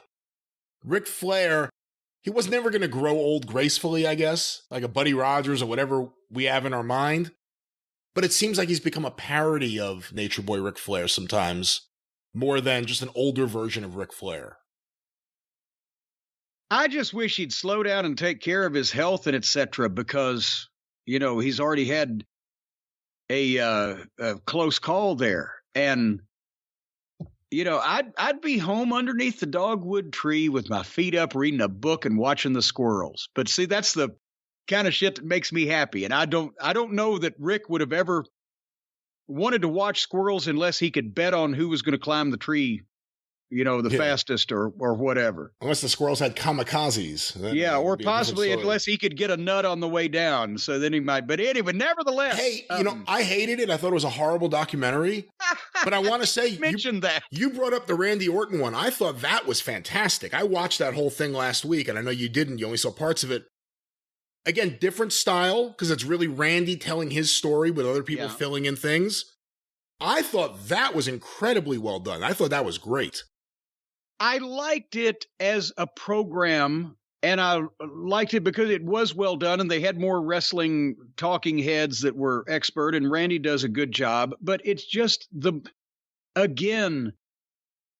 he said, well, look, here's how I can make you believe what I say when I work myself up and blah, blah, blah. And it's just everything about, oh, yes, this was all this carefully orchestrated plan to be a heel and to make you, because the wrestling business is all entertainment and we all know this now. And I just still hate that. But at least with Flair, he was the real guy. Matter of fact, he couldn't do most of the shit on TV he did in real life. At least there's some real to wrestling in that respect. But, and by the way, do you think anyone in WWE realizes the one clip of Ric Flair from Mid-Atlantic from your tapes that they chose was the most racist one? The boy, Conway, with the funny-looking hair. Do they realize the part they picked? That interview with his uncle, Rip Hawk. His uncle, Rip Hawk. You look at that Rip Hawk, 60 years old. He's like 40. I think that may have been the early thing. They were going to make him a relative of Rip's, and then he became a relative of the Anderson brothers. But that was always one of the funny things, not to make light of the Ole Anderson, Ric Flair personal issues, but whenever, Ole Anderson, you bring up Ric Flair, oh, he's a piece of shit. He does his usual stuff.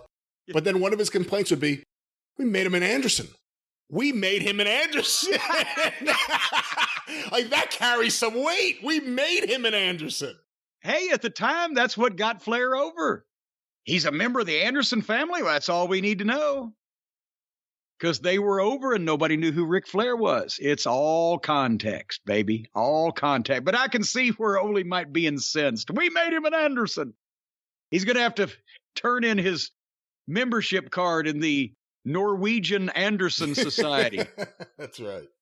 But again, we've mentioned Flair has had a lot of medical problems. And a lot of it was, as we mentioned, he said alcohol related, but it tears your insides up. And a very important part, I don't know if you know this, Brian, or not. I don't know if you've ever studied this in school, but a very important part of your good health and your continued successful life is having a stomach. Did you know that?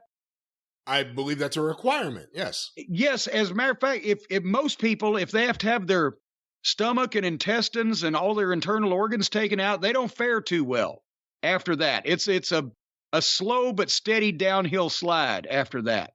So you got to take care of your stomach. I have a gut feeling about my gut. It needs taken care of, because do you know that your GI tract is in your gut? And that's actually not anything to do with the Army or infantry, because at first when I heard about my GI tract, I thought it would involve marching.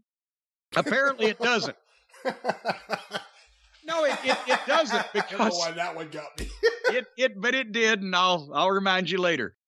But the thing is, your GI tract processes all this shit, literally.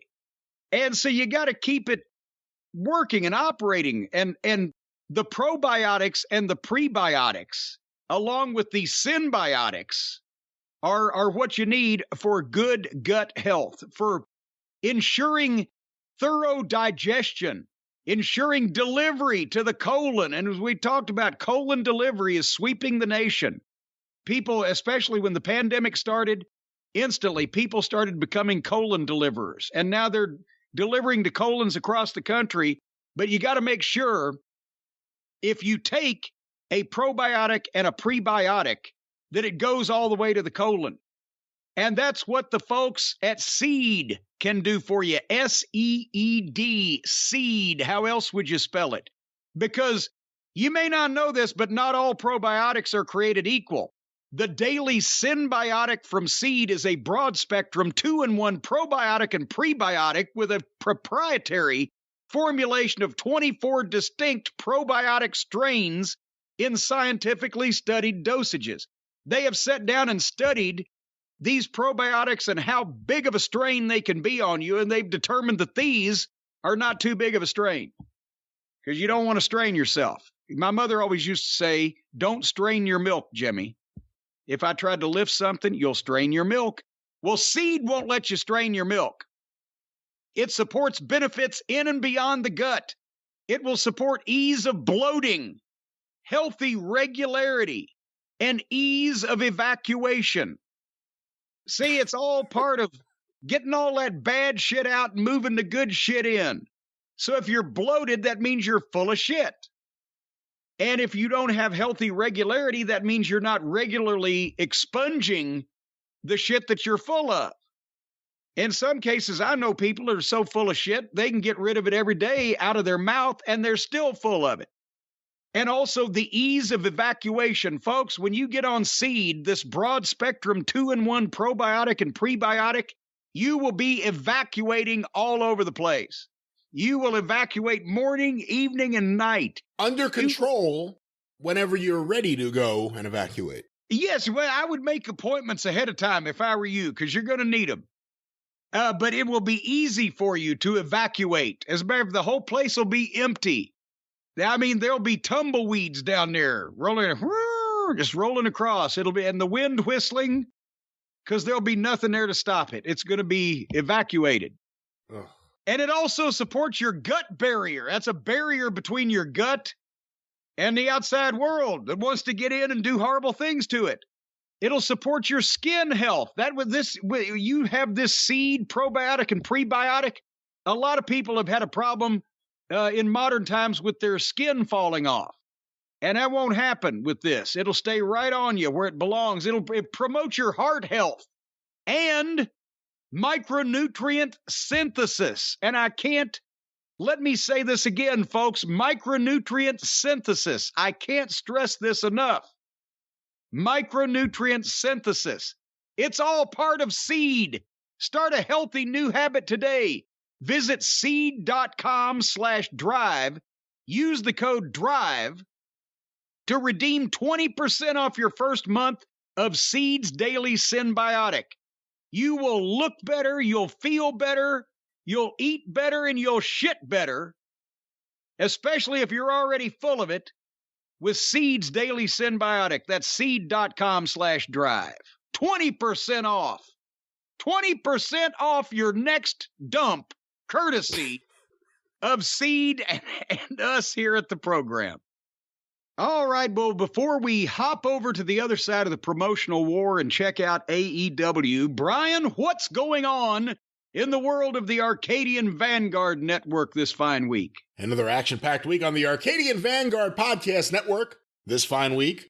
Get information about all the shows on Twitter at Superpodcast or on Facebook. Do you have sludge in your ducks this fine week? No, but we promise the best direct you can get on Facebook at facebook.com/Superpodcast. Duck Drek?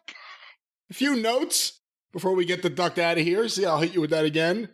This week on Breaking Kayfabe with Bowdrin and Barry, a big episode, the boys talk with Dr. D, David Schultz.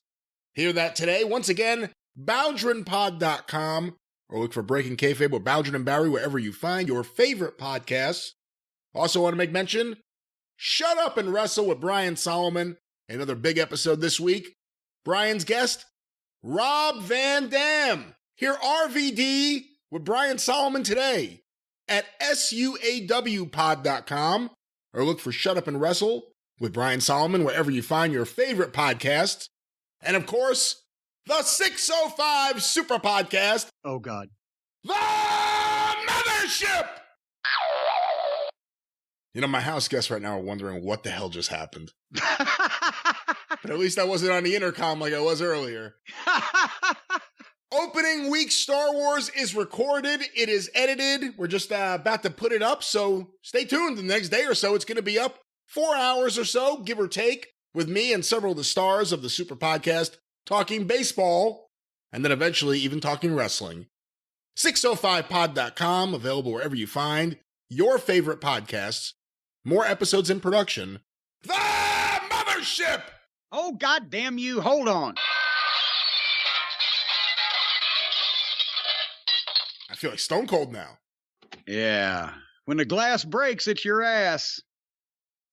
But they don't have glass breaking in AEW to signify that the people should scream and yell and jump up to their feet and throw the babies in the air. They hit the opening strains of Like Mussolini to keep the demo that Big Bang ratings really great. And so they got Punk out right at the top of the program to try to keep all those people wondering, we just watched this apparently highly popular sitcom, and now we're going to go, what the fuck is this? They were in New Orleans at the UNO Lakefront Arena, scene of some of my greatest triumphs. Did you recognize it? Does it look, from a television point of view, does it look like the arena you remember? Well, we never did TV there. I know, but when you see it on TV, yes, okay. Yeah, it's a nice place. It's probably, as I recall, seats about 8,000-ish or thereabouts.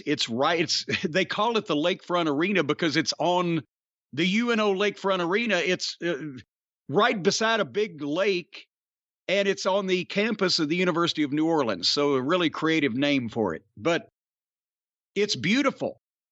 And that's a building that Watts started running, I think, when we were there in 84, because the original building for wrestling for those many years, the Dog's House, the Downtown Municipal Auditorium in downtown New Orleans. And that was the primary location for the weekly wrestling matches from not only Mid-South, but before Mid-South when McGurk was the promoter, and then years before that, etc. It was an old building, historic. It was a double-sided type auditorium where you could open up one side, which they did usually for the matches that were weekly on Monday nights in New Orleans, and it seated about 4,000, 5,000 people. But if you opened up the other side, the curtain down the middle, there was a big stage and shit, but you could then double the size of the building. And they only opened up the whole thing once when we were there, and that was when my hair was at stake. And if they'd have just kept the half open, we'd have been fine. But they opened it up, and it didn't look too good because that was after Dog had left. Nothing was going to save it. Anyway, the Downtown Municipal Auditorium was the regular building, and in the old days, they would go over to the St. Bernard Civic Center, not named after a dog, but the actual saint. It was a St. Bernard Parish in Louisiana is right across not the causeway, but it's out east of regular New Orleans. And when the downtown auditorium wasn't available, they would go out there sometimes. That was a little building that seated 2,500 people. They didn't like to make a habit of going there. But the UNO Lakefront Arena, and I'm going to tell you why I'm going into so much detail in a minute. The Lakefront Arena was in a completely different area, whereas the downtown auditorium was obviously downtown. St. Bernard Civic Center was way out of town to the east side for the people that lived out in the suburbs. The Lakefront Arena drew a better class of people, better dressed, possibly from a more affluent part of New Orleans, because to get there, you really needed a car. The downtown auditorium, the buses, and you could walk. So the downtown building was heavily African-American, which is one of the reasons why Dog was God there. The St. Bernard Civic Center was more the Cajuns and the more lower income fucking, how should we say this nicely? Lower income people out in that part of New Orleans. And then the UNO Lakefront got a completely different crowd, including college kids and younger people. And the only time that all those people would ever meet was at the Superdome 4 times a year. So you drew different crowds. But this was the Lakefront, and they better be glad, because I guarantee, I know the Bucks weren't on this show, but some of the guys on the AEW roster, if they'd have gone to the Municipal Auditorium in downtown New Orleans, the crowd would have stolen their wallets. So thankfully, they were out in a good part of town. I know I've said in the past that CM Punk is approaching a magician. And this was the ultimate test. I'm like, what? How is this going to work? CM Punk against, what is Penthouse's new name now instead of Penthouse 0 Calorie, whatever? He's Penthouse Obscure. Obscuro. Obscuro. He's dark. He's coming out behind a tombstone or from behind a tombstone. His manager, Alex, has turned into a Sammy Terry cosplayer. For all of the WTTV Channel 4 fans from 30, 40 years ago, you'll remember Sammy Terry. He was so good in his role, and now I thought it was a one-night thing, and now it's been a couple months of this, and it's not going away, and it's terrible. He's swinging a thing, bring out your dead! Bring out your dead! So, I'm figuring this is going to be a clash of styles. Can Punk do it? Because, let's face it, Penthouse he's just not going to be very good at working with a worker. His gimmick is posing, it's gestures. There's no facials because of the mask. A lot of flips and things that don't make a lot of sense, but let's see what Punk can do here.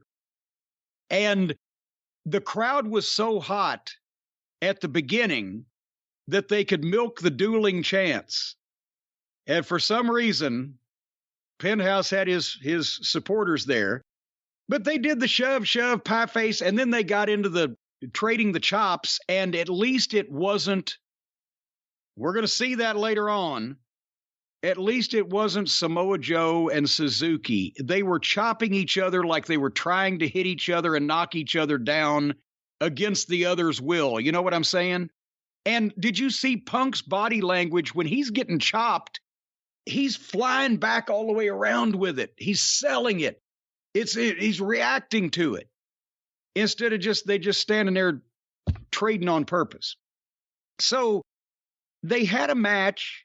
It made sense. There wasn't as much of the Lucha Brothers Lucha as normal, which was a definite benefit.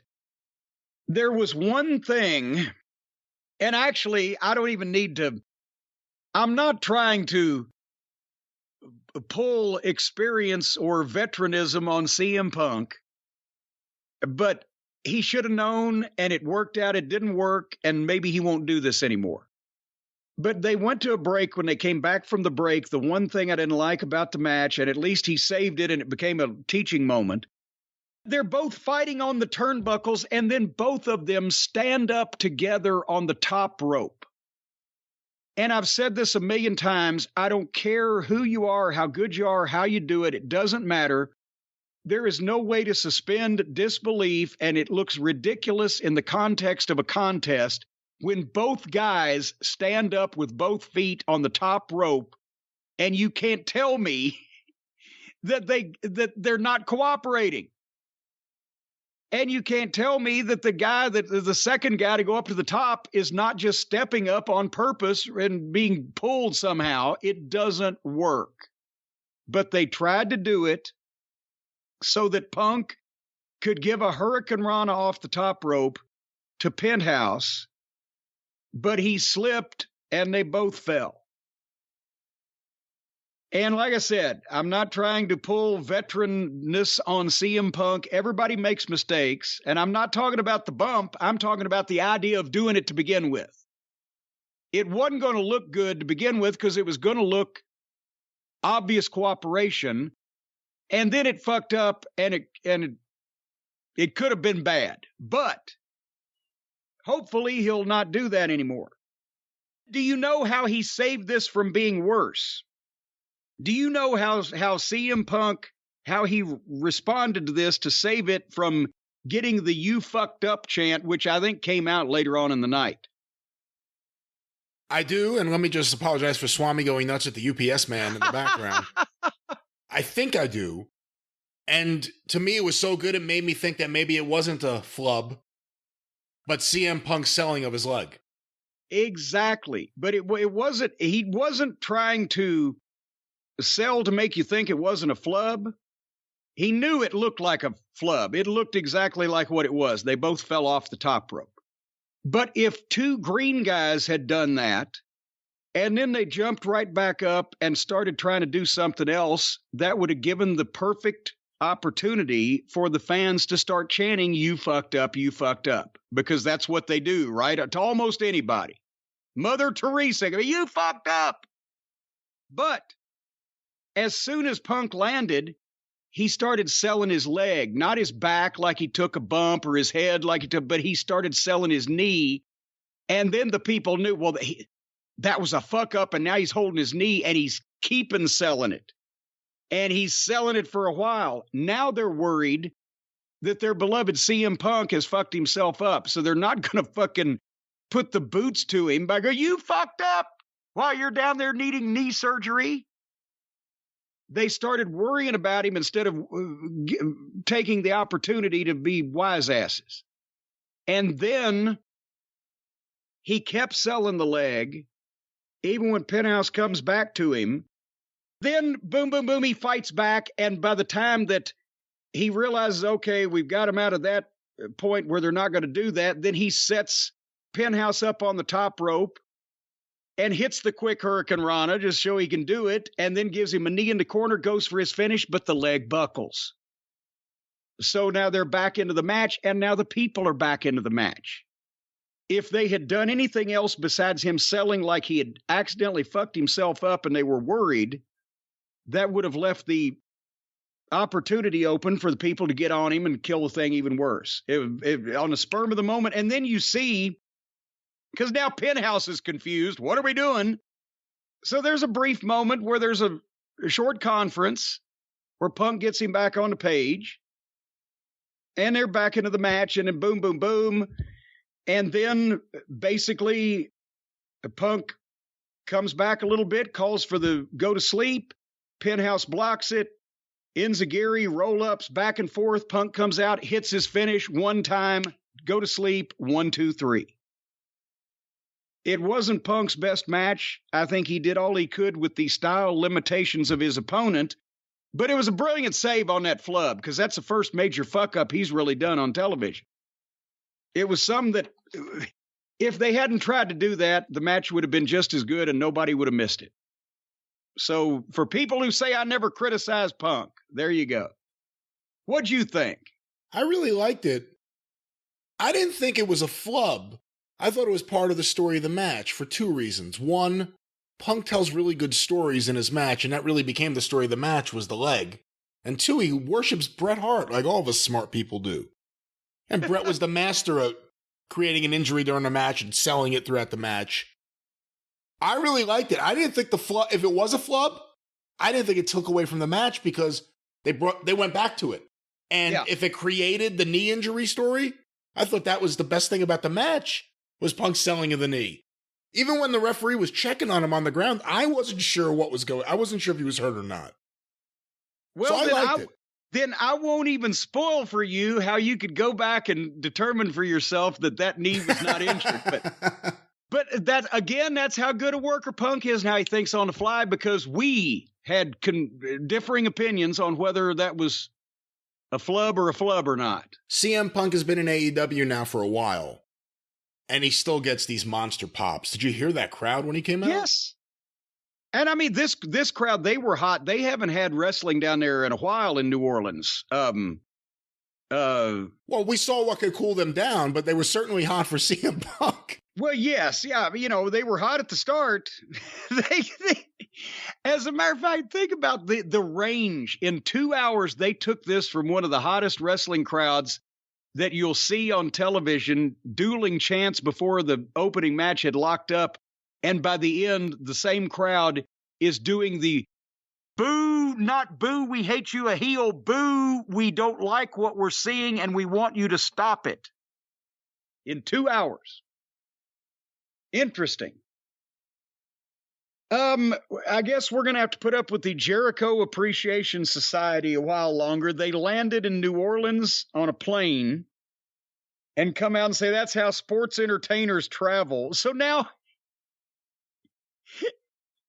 when you think about the psychology of this is insane. The WWE has Cody Rhodes being a babyface by saying the words belt and wrestler. And the AEW has Jericho being a heel by saying sports entertainment that was started by the company that's now making the babyface. That, do you see where I'm going with this? What the fuck? Yeah. So they're at the plane. They start the promo, and there's Kingston and Santana and Ortiz in a little mid-size rental car hooting at them, and they drive off, and there's 2.0 or whatever their new names are, Mac Daddy Mac, and D'Angelo, De Niro, I don't know what. I think you're thinking of Crisscross. There you go. Daddy Mac and Mac Daddy. How do you know that? I don't know. I don't even know. I watched TV once 30 years ago and it scarred me. I don't know. But they're laying behind the car as the car drives off. They were hidden laying there so they've been attacked and beaten up on the tarmac. This airplane just landed, flew in 20,000 feet over their head, flew in, landed on that tarmac, did not see that rental car there with two of their friends laying in a heap behind it. So the preposterosity is heavy in this one. And then we go to the tag team title match. And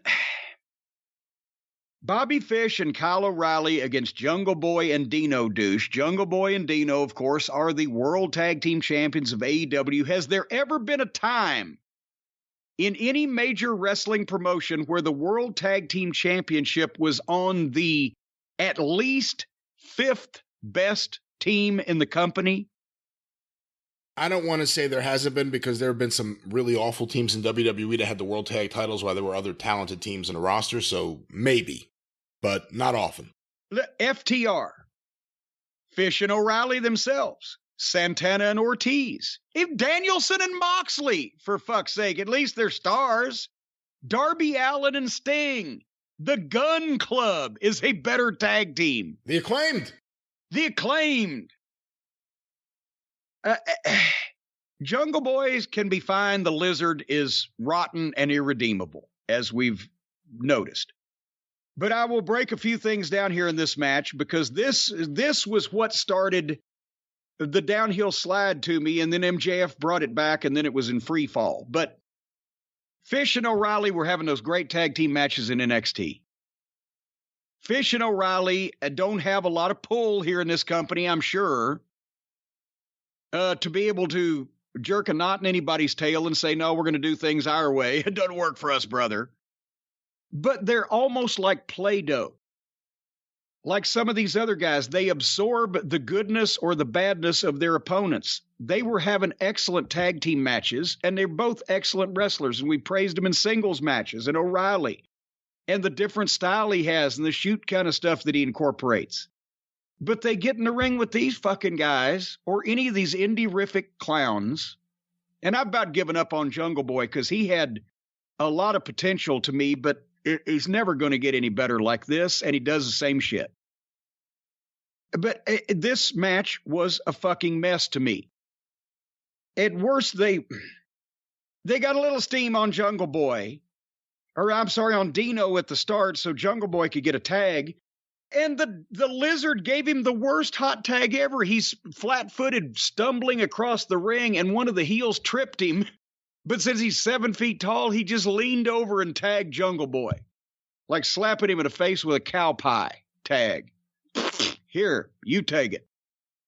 So then Jungle Boy does a comeback, which ends with Dino doing a backflip off the apron of the ring onto the heels on the floor, because he's got to do a backflip.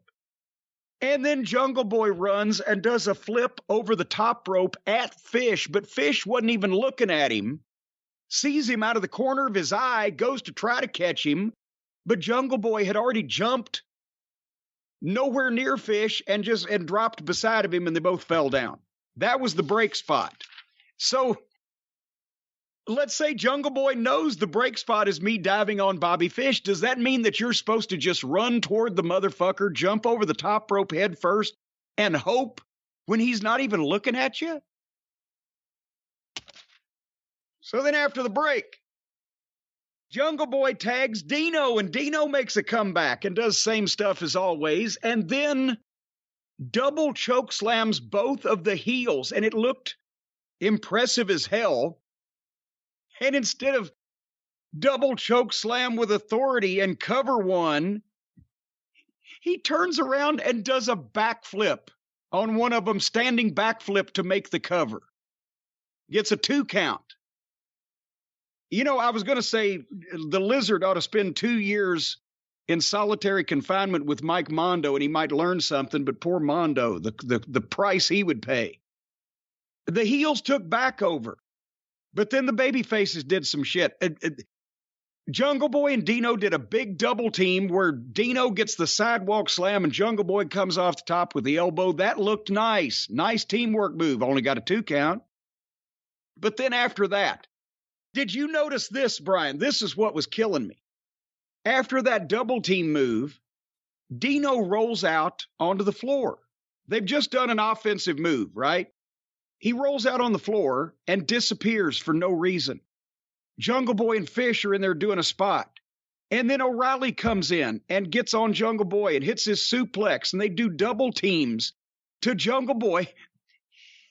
Luchasaurus is not even back on the apron of the ring yet, and he rolled out after doing an offensive move, but he disappears selling on the floor so that the heels can take advantage of his partner.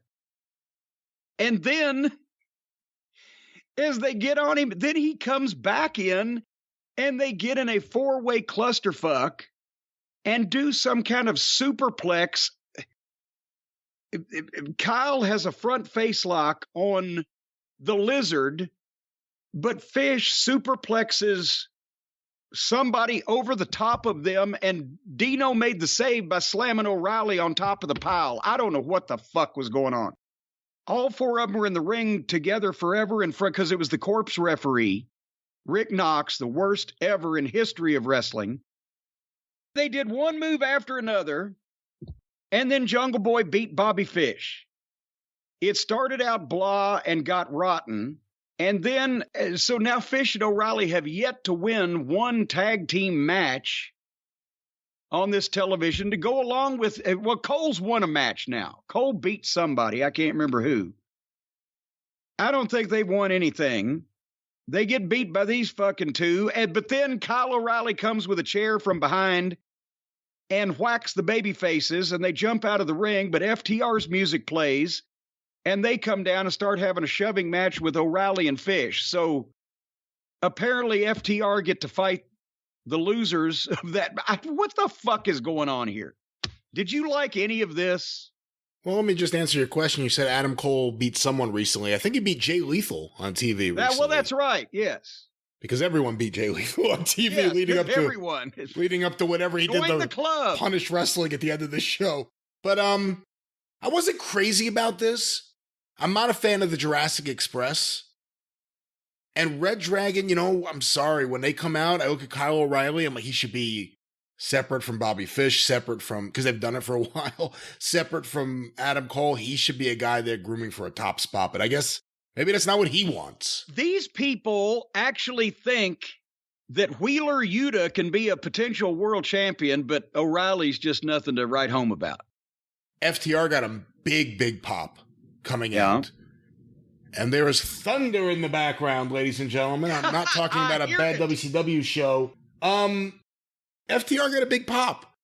And they've turned themselves babyface by just being the best tag team and people knowing they weren't being used right. Now they're being used right, and people are over the moon about it. So that's something to watch. Like I said last time, they're having a moment and the fans are along with them for the ride. Well, speaking of taking a ride, let's take a ride on the MJF Express, because thankfully he saved this program. This is one of the best 5 minutes of wrestling business I've seen in a long time. And with one notable detail issue that I don't know why anybody couldn't have seen this, and it wasn't the talent in the ring's fault, but everything else, MJF is going to wrestle Captain Shawn Dean. Who Shawn Dean was in camouflage when he was introduced, he's already on AEW television, so he's already invisible. He doesn't need to be camouflaged. But single match, we know what's been going on with Wardlow. He's banned from the building, but he's trying to come in and harass and nettle and persecute MJF and etc. But from the start of this thing, just to make it different, this didn't have anything to do necessarily with the angle, but he's such a brilliant young man. Do you know who MJF stole the jacket deal from? No, who did that?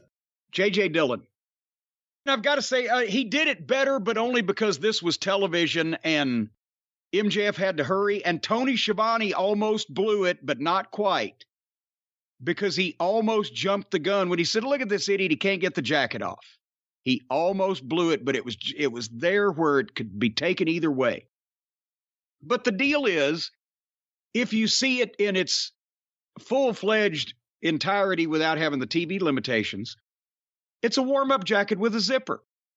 JJ would get the introductions. You know, the whoever his opponent was would go to the corner. He'd turn around and go to the corner, and he'd go to pull the zipper down, and it wouldn't work. And he would do the deal like this where he didn't want anybody to see it. And he would milk it longer, as I said, because there wasn't time limitations, but he would be doing what you would do if you really had a fucking zipper that wouldn't work and a bunch of people were about to laugh at you. He would yell at the referee, hey, referee, check his tights or whatever, and then he'd turn the back so the opponent couldn't see it and point at it, and he'd jerk a couple of times at the zipper, and people at ringside would start noticing, and he'd get that look on his face down at it like, God damn it. And he'd look to see if anybody was noticing. Well, him looking to see if anybody was noticing would make other people notice. And then he'd yank it a couple more times. Then the referee would come over and say, come on, let's come out, take the jacket off. And then JJ'd be like, just 1 second, just 1 second. And he'd try again. Now everybody in the building's picking up on it. People are starting to point. And now the referee's looking around the JJ's shoulder, and the opponent is starting to look. And he's kind of peeking over, and he's starting to laugh. And now when the opponent points to the jacket and asks the referee, can he not, shakes his head, right? The referee shakes his head back, and now everybody in the building knows that JJ can't get his fucking zipper down. And now, since everybody's getting on him, he's just hauling off and jerking it and fucking cussing and stomping his foot and trying to pull it. And the opponent gets a little closer and a little closer, and the referee goes over and tries to help him. And right as the guy gets close enough, JJ reaches right over the referee and punches the guy right in the fucking eye, and then immediately pulls the zipper down and throws the jacket off. It's a 4 or 5 minute deal, but for house shows. But it was fucking great. And I loved seeing it again. And MJF is looking great physically. Right? He's tan and he's in shape. He's got his shit together. And he starts kicking the shit out of old Sean. But then as soon as it starts, there's a camera in back that pops up on the screen. And the camera is running up on security guys that are laying on the floor, motionless, and one of them has no shirt on. Now, this is the detail I was talking about. If the cameraman knows to run from a place to go up there, how does he know, Brian? I don't know how he knows. Well, he knows if they've heard some commotion, or maybe somebody has said, hey, there's a problem back there. But here's the thing. When you run up, if nobody is checking on these people who are laying there motionless, apparently unconscious, is there a gas leak? Are we all in danger? What's happened to them?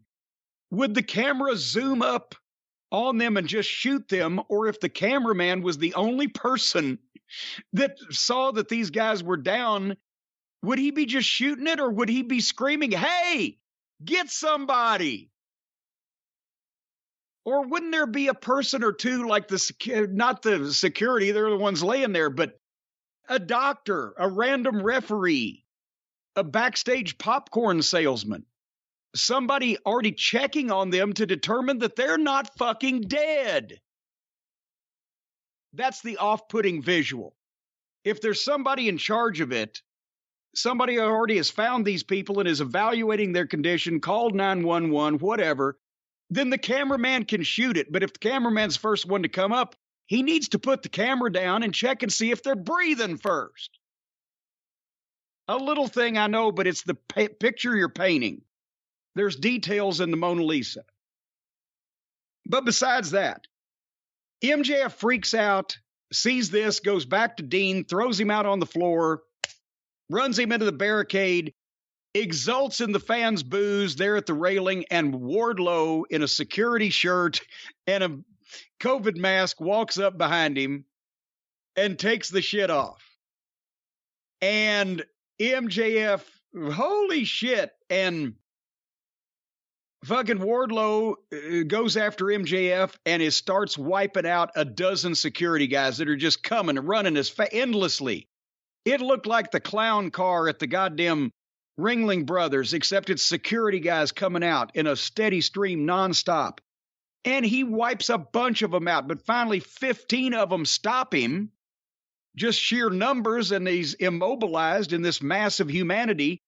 But the referee is counting MJF. And MJF's run back to the stage, so he gets on the microphone and says, Bryce Remsburg, whatever Tony Khan's paying you, I'll triple it if you don't count me out. And Remsburg looks back and forth, and 10. Oh, motherfucker. And Dean wins by count out. And the people went berserk, and Wardlow is over. This is over. When you get reactions like this, and you look like that, and you're coming in and laying waste to people, and the babies are going in the air, that's fucking over. They want to see this. They want to see Wardlow get his hands on MJF.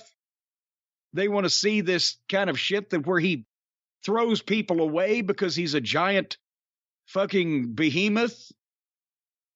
It was a wrestling angle. And MJF then was in the back screaming, MJF was arguing with the referee, rather, in the ring, while Wardlow was going crazy in the back screaming, I'm going to get out of this contract. This was a wrestling angle. You want to see these two get a hold of each other, or specifically Wardlow get a hold of MJF, more now than you did last week. That's a wrestling angle. What'd you think? Oh, I loved it. This was the end of the good portion of the show, but this was the highlight of the show. Hey, to be repetitive, it's every MJF segment. We can go back now to the Pillman feud. It's every MJF segment. It's logical. Reminds me of professional wrestling because it is professional wrestling. And you said Wardlow's over. It's interesting. This is all being done the traditional way. These are young guys. They have a young flair. They had young things. I'm not that old, much older than I don't know why I'm using young so much. These are younger guys doing new things. And it's getting over in the traditional way. Wardlow seems to be much more over than their World Heavyweight Champion is.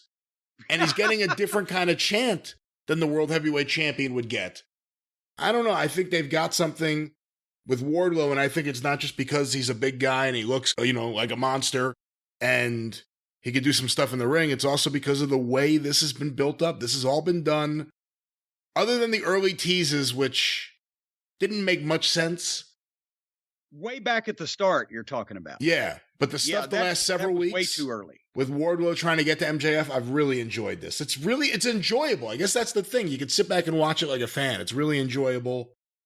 And even Spears, give him credit. I thought he was good here.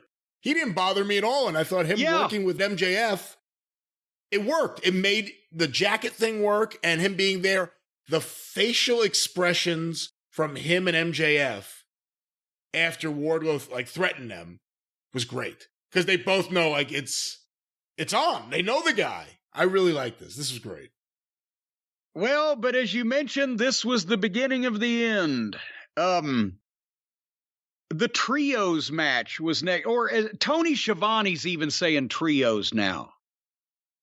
He'll say anything you tell him to say. He could say 6-man tag team match. Is anybody going to fire him? But Chris Jericho, Danny Garcia, The Rock's ex-wife, and Jake Hager against Eddie Kingston, Santana, and Ortiz, with that preposterous angle with the airport at the start being the impetus behind this thing. And the whole Jericho now, the sports entertainment thing, and the whole group of jobbers so that it can be all genuflecting about him, and combined with he's supposed to be a heel, but yet he shamelessly panders for him to sing the song. And this whole mess, I was not completely very interested in the match, but Jericho basically hit Kingston with a baseball bat and Garcia pinned him. But then they do an afterbirth. Of course they have to, because it's AEW and every match has one. This is more Chris Jericho than AEW. This is a Chris Jericho thing. It's happened too many times with the Chris Jericho segments. The blame goes on Chris Jericho because of all the people doing fake, phony looking shit. Jericho's was the worst, and I don't know what's happened. But the heels after the match turn around and jump on Kingston. He's in there by himself. The other two have been dispatched. And Jericho starts, I quote, throwing, unquote, quote, punches, unquote, towards the direction of Kingston's head without even a fist clenched and nothing behind him. And there's a camera close-up so you can see this. And then here comes 2.0 or whatever their crisscross is what we'll call them now, I guess. They're in street clothes. They're getting heat. Garcia comes in with the baseball bat, and while Kingston's laying there trying to figure out what to sell or how to sell this shit, Garcia is giving Kingston rib noogies with the bat, just puts the butt of the bat in his ribs and starts turning it back and forth. He's got a baseball bat in his hands, and he's gouging the guy's ribs. And then Jericho says, oh, no, this is the way you do it, and grabs the bat and hits Kingston 3 times with the fakest looking. He's not touching him. One of them Kingston didn't even react to because he didn't see it coming and didn't feel it. Go back. I dare everybody. If you're an AEW hater, if you're an AEW fan, if you're an AEW wrestler, go back and look at the heels heat in this segment and tell me that this did not look like the fakest horse shit that you've ever seen in your life. And everybody involved should be ashamed, including Jericho, of his group's performance. And while this heat was going on where they were hitting him with shit that some of it wasn't anywhere near him, no bell, no referees, nobody trying to stop it, and the work looked phony as fuck. This was embarrassing. And that's all I got to say about that. Do you have any follow-up? I have 2 thoughts. One, if you remember a few weeks ago, there was the angle where the Inner Circle or the whatever the Japs, whatever they are. What are they? The Jas. The Jas. Well, they the were Jewish American Princess Society. That's exactly who they are. That's exactly it. That's exactly it. They were looking behind curtains. They were looking all over for Kingston and them, and then Kingston and them came out and beat down Jericho and his crew finally. And then in the same angle, Jericho and his crew got their comeback and left them laying, and it went on for a while. The beatdown went on for a long time here. And it was bad, and it's ridiculous, and the people want to see Kingston do something. They don't want to just see him get his ass kicked by Jericho. And if Jericho comes out of this like the MJF feud, where he wins in the end, you know the rib was on. Secondly, did you ever see the movie Kingpin? Yes. The bowling movie? Yes. Do you remember Big Earn, the Bill Murray character, the way his hair was flopping around? Yeah. What the hell's going on with Jericho's hair or weave or whatever the hell it is? It looks so unnatural that I watch him now and I can't take my eyes off his hair. It's like Stan Lane's wig. I said it before with extensions. It looks so bizarre. It's all I can focus on now during these matches is that ridiculous thing on his head, whatever the fuck that is. If he did that just to be a heel, maybe, hey, listen, Jericho is the kind of guy, maybe he was drinking vodka in the hotel room, he was watching Kingpin, he goes, you know what? I'm going to have my hair look ridiculous like that. People will think I'm going bald. Maybe that was it, but that was all I could focus on. Well, here's an observation. By the way, MJF is pissed and has signed Wardlow to fight the Butcher in the near future. It could have, at least it would, if it had been the Baker, we know he could go up for the power bomb. I'm afraid Wardlow might not be able to get the Butcher's big ass up. But, go ahead. Can I just say one thing? And this is going to sound nuts, and I've thought about it a few times recently. I think the Butcher is kind of not a missed opportunity, but just been misused. First of all, tying him with the Blade has dragged him down because the Blade. And the Bunny. Yeah, and quite frankly, I don't think people care about that. And I think they've been treated like jobbers for a long time. But the other thing is, he actually has size. He looks like he's in better shape now. It's a man who could actually use a monocle. That's a skill. That's a talent. They got rid of the monocle, though. They got rid of the monocle. It's the best part of his whole act. But it's a guy he looks like a wrestler. You know what I mean? Like, I'm sure if you went into a store and he was there, you'd be like, that guy looks like he could be a wrestler. There could have been more to be done with him. So we'll see next week what it is. But it goes back to the roots, because originally, didn't they pop out of the ring to attack Cody Rhodes at the behest of MJF? Yes, that's right. Well, and then he paid off whoever he paid off there, MJF. There's been a lot of payoffs in AEW, if you really think about it. And you see them on camera to make sure you know that they're happening. But here's the random observation I was going to make. Alex Marvez, Officer Bar Brady, is the only interviewer ever in the history of professional wrestling who can come off phony without even speaking one word. He turns and holds the microphone phony, like no human ever would. He's so uncomfortable on television. I wonder if he shits himself every time the red light comes on. He looks like he's being stood up against a fucking wall. You know what? The other day, I forget what it was. There was some clip I wanted to see from like way back in the beginning of AEW. There was something I was looking for. And it was when Marvez was still on commentary, and I forgot about that. I did too. You think he's bad doing this? Go back and listen to any of that. Wow. You can remember why that was one of the first big takeaways from AEW. People forget that now. One of the first big takeaways from anyone's exposure to AEW was they got to get Marvez out of the commentary booth. So I just was reminded of that the other day. Well, next up on this journey through hysteria, and don't worry, folks, we're going to finish strong here. Just real quick, Marina Shafir against Sky Blue. And I didn't remember ever seeing Marina Shafir really wrestle. Maybe she was in the developmental program in WWE for a while. Maybe we've seen him. I don't know. But I thought, okay, I'll see what's going on here. Nothing went on here. Shafir has a good mean face and she's got a legit background, but between the other girl being green instead of blue and the fact that apparently Shafir was told to sell nothing but also do nothing, they tried to do something and then Sky Blue tapped out, but there was nothing happened in this match really. And not in a planned way, like we're going to get more out of less, but just in like nothing happened.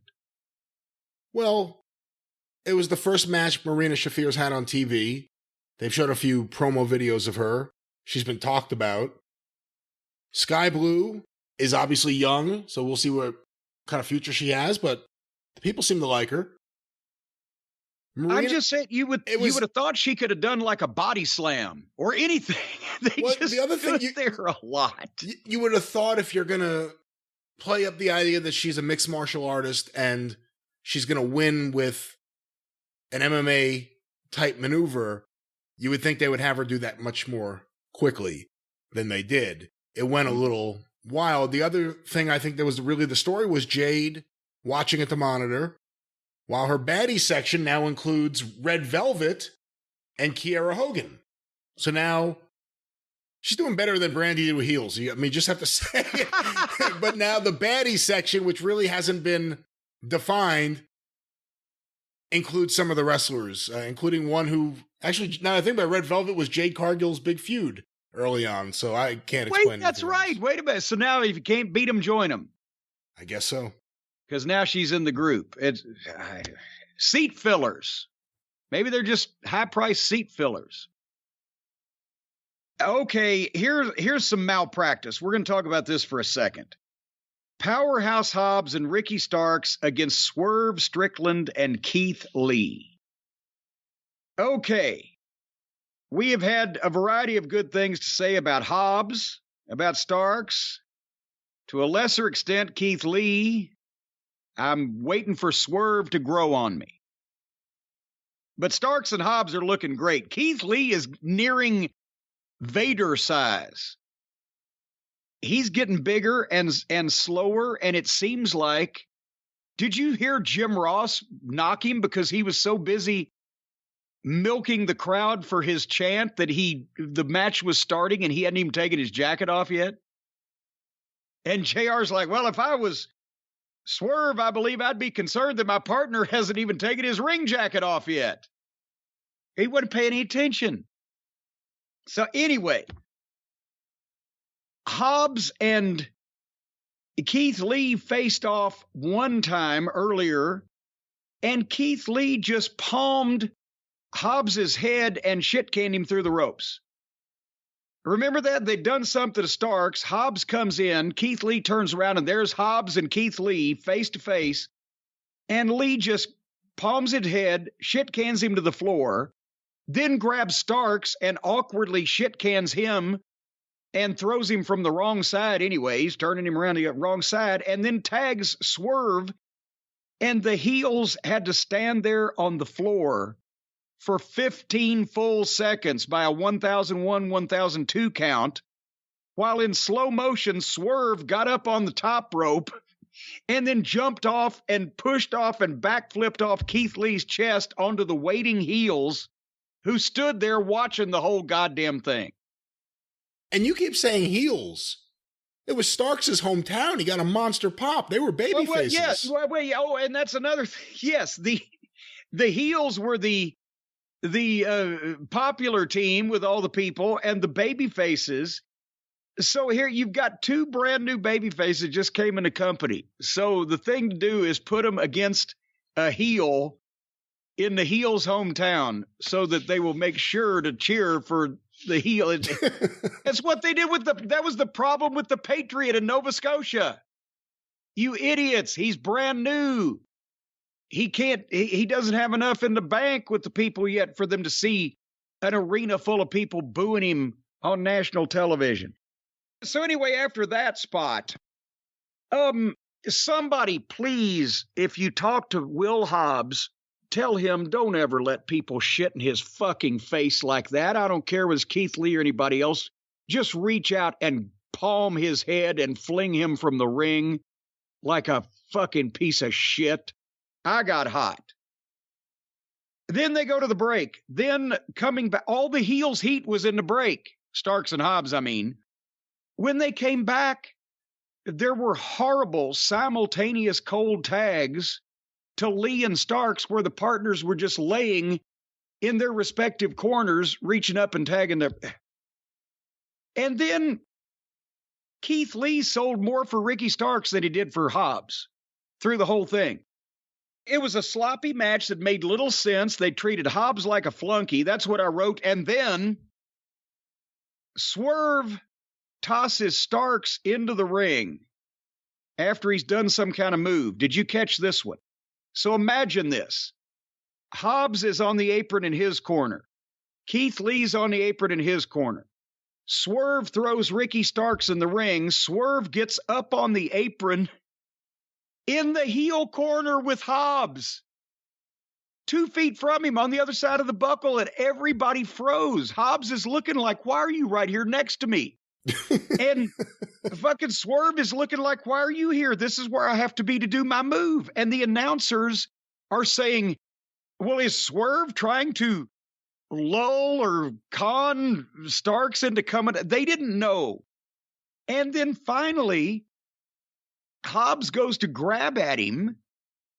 Swerve then, after Hobbs goes to grab at him finally, Swerve jumps down, grabs Hobbs's feet, jerks him to the floor, and then gets back up and vaults over the top rope into a spear by Ricky Starks. So the only place that this idiot could figure out how to do his fancy spot was right next to Will Hobbs, so Hobbs got shit on again and wiped out to get him out of the way so that this moron couldn't figure out how to do this from any other corner of the ring or Just don't fucking do it.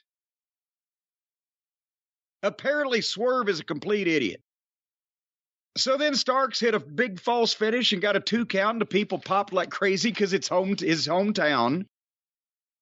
Lee and Swerve did some more shit to Starks. Taz came out, and they got in a 4-way. Hobbs got posted, got run into the post, and down again. They went into some finish. I can't describe what they were doing. It was all over the place. And finally, Keith Lee goes to hit the ropes in front of Taz, and Taz trips him, and he stumbles into Hobbs's spine buster.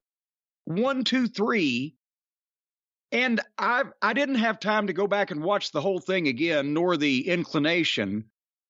But maybe somebody can and answer me, was that the first actual bump that anybody in this match took for Powerhouse Hobbs? Was the finish that was assisted by Hobbs's manager? And why did they act like they were confused why Taz was there? He's their manager. Oh, well, that's another thing. Yes, they were cool. Why has Taz come down here? It's Team Taz. I didn't understand that either. But you know what my takeaway from this match was?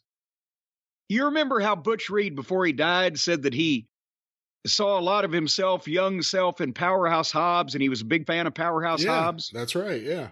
Okay, I've worked with Butch Reed many times. I've been in the locker room with him in the UNO Lakefront Arena, same building. If there had been a match with Butch Reed in it instead of Powerhouse Hobbs, and Butch Reed had been treated in that match like Powerhouse Hobbs was treated by these people, when they got back to the locker room, there would have been a fucking fight that they would have had to call the SWAT team about. He would have told everybody, well, he wouldn't have gone for any of it to begin with. But let's just say it had of, and he had of, and it happened that way. Every motherfucker on that other team, and probably everybody in the babyface locker room, they'd be looking like the security after Wardlow got finished with them. That was the most disrespect. And I don't even know whether these guys are smart enough to know what they did. But they laid Will Hobbs out in the ring in the middle of New Orleans and said, open your mouth and we're going to piss in it. That's exactly what they did. And Watts would have fined everybody in the match except Hobbs for burying Hobbs, and then he would find Hobbs twice as much for allowing himself to get buried without fighting back and doing something about it. So there you go. I can't add too much to that other than from the moment they came out there, Hobbs and Starks are stars, and they're great, and they're good in the ring, getting better, at least in Hobbs' case every day. Not that Starks isn't, but he's been wrestling, I think, a little while longer. Yeah. I just wish they were used better. But these two guys, especially Hobbs, every time you see him, he looks like he's in a little bit better shape, not drastically better. His work gets better. The little bit of promos we've seen have been good. I'm not exactly sure what's going on with Keith Lee. I almost thought it was a double turn. It was like, okay, in my eyes, Swerve is the heel. Just accidentally. Yeah, Swerve and Keith Lee are the heels in this match. They're working like heels. But I don't know. I like Hobbs and Starks a lot. Hey, again, I'll tell you what. Hobbs is the same as a lot of these guys. Hobbs needs a Heyman. Can you imagine what Heyman could do with Hobbs?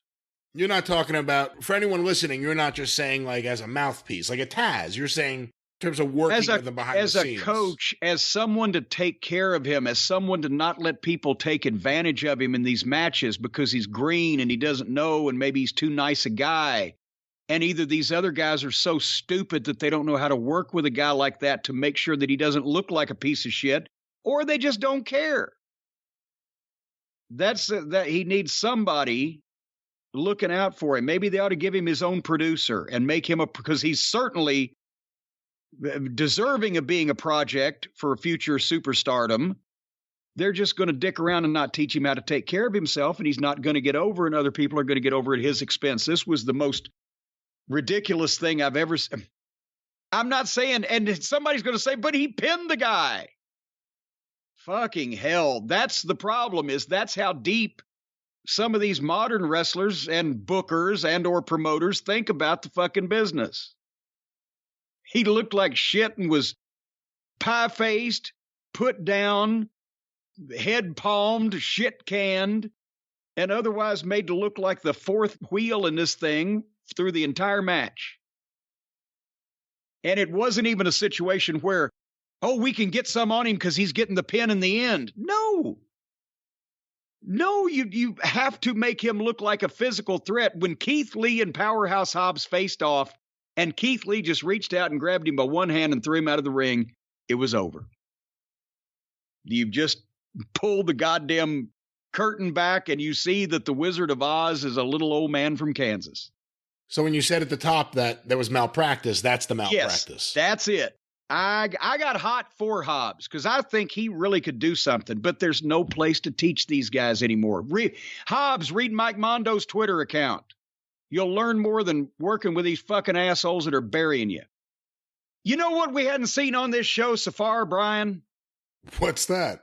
A fight backstage amongst the girls. Now with cake.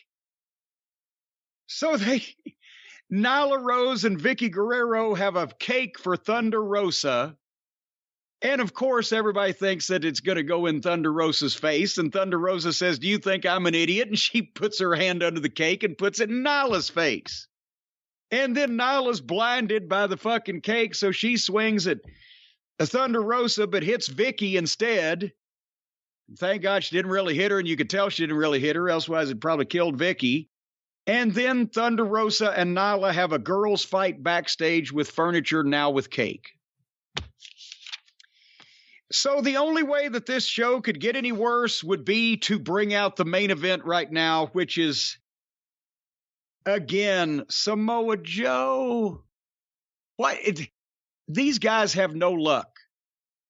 They're either in a place, Samoa Joe, Jay Lethal, FTR, they're either in a place where people that they work for don't respect them and they can't get on TV, or the company is not big enough and high profile enough and nobody knows how great they are, and they finally get on national TV, and some way or another, those that are most deserving get the biggest plate of shit. Samoa Joe's first Ring of Honor TV championship defense on national television is against Japanese Grandpa Minoru Suzuki. A few 100,000 people on the planet call this a dream match. Every other wrestling fan that's ever existed called this an embarrassing fucking joke. It's over. Hey, if I was a baseball fan, I'd like to see Babe Ruth play baseball, but not when he was 73 years old. I was a fan of Muhammad Ali. And I watched my Kentucky compatriot, hometown hero, all the way through his career until finally it wasn't pretty to see the Larry Holmes situation. Everybody gets old. I know Minoru Suzuki is a real shooter. I know he's an MMA legend. I know he's a big name in Japan. He's in his early 50s. He visually looks like a decrepit delivery boy. His shit looks phony except for the chops that he really hits guys with that are standing there letting him do it. And he sells nothing because he can't even snap his neck or turn his head. He's like literally like a fucking Mr. Potato Head with the little short arms and legs that don't bend. And do you think at some point that and especially no knee pads, little short shooter boots to expose those bird legs, he looks like he's going to break? I know he can really whip everybody, but it's a ridiculous visual and his work looks like shit. Tell me I'm wrong, Brian. I think the visual works if you're someone who is exposed to him already and you enjoy him, even if he is older. It's, I think, different if you're someone who maybe just watched wrestling in America on TV and doesn't know New Japan talent who hasn't appeared. If you've just watched TV wrestling for the last 30 years and don't know who this fucking guy is. I've liked his work in the past. There's a Tokyo Dome match with Sakuraba a few years back that was fantastic. But every time he's appeared on AEW, he's looked smaller than he ever looked in New Japan to me. And he's not working, at least in my eyes, he's not working the same way he did a few years ago. And, you know, I saw the Samoa Joe Kenta Kobashi match where they just chopped each other. And for that room, it really worked and it was amazing. This was kind of another take at that, it felt like, for at least half the match. But at least Kobashi was, what, in his 30s at that point? Maybe 40? Yeah. Physically, he was getting ready to wrap it up, but yeah, maybe 40.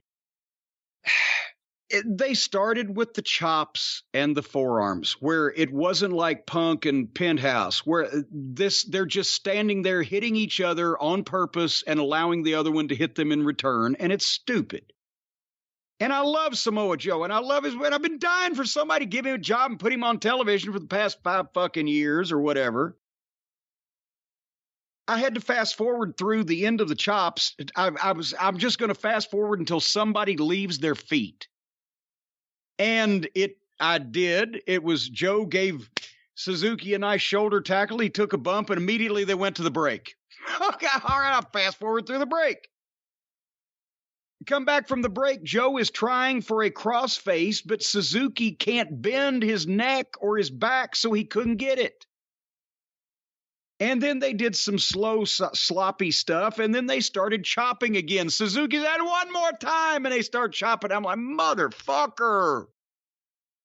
Joe is so talented, and he can do the MMA style. He can move around like a big fucking Greyhound bus in the air. He can promo. He has a badass aura.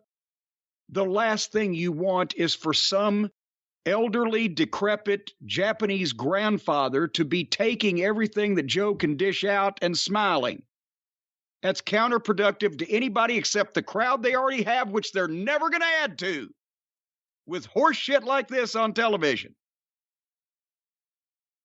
So then Suzuki couldn't get the Gotch pile driver because he couldn't reach around Samoa Joe because his arms are 1.5 feet long. I'm surprised he can wipe his own ass. And then Joe hit the muscle buster 1, 2, 3. And I wrote, thank Gotch, that's over. But it wasn't over. At least the Suzuki part was. But now I'm about to wish for more Suzuki. Jay Lethal and Sanjay Dutt, a long-time, close personal bond that began on TV 7 days ago between these two guys. They're friends in real life, but for this television universe, they joined up 7 days ago. They have said that they'd had a gift ready for Samoa Joe, and they're there at ringside with a nice little gift-wrapped box, and I'm thinking, well, nobody can come out of that box. It's not even bigger than a bread box. But they pulled a variation on the old dick in the box routine with the finger in the box. They pull the top off the box, and it's Jay Lethal's finger. And then the lights go out, and the whole place is dark, and the announcer will go, well, something's happening, and the lights stay out forever because apparently the new member of the roster took a while to get in his spot. So I saw how he's moves slicker and quicker than lightning elsewise, so I'm surprised they got him in there without calling AAA. But when the lights come back on, there's a giant in the ring. Brian, did this guy facially look like if the pinhead from Freaks was a giant from India? Oh, come on. And had bigger sideburns? So there's the giant in the ring, and Joe turns around, and then here comes the Sanjay and Lethal, and the heels attack, and Tony Schiavone, of all people, they give him the duty to explain who this guy is. I know this guy.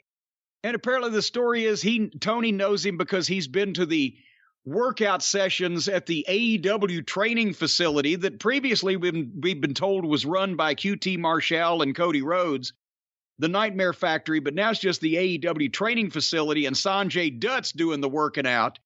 And this guy's name is Satnam Singh. And he's I don't think that's how you pronounce his name.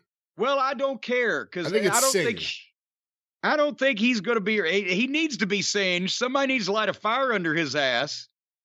But he's apparently a flunk out. We've got Giant Gonzalez all over again, a flunk out in the NBA that never could make the team because he's 7 feet whatever, and look at him. So he couldn't play basketball, and it's the same thing. Maybe a nice guy just like Jorge was.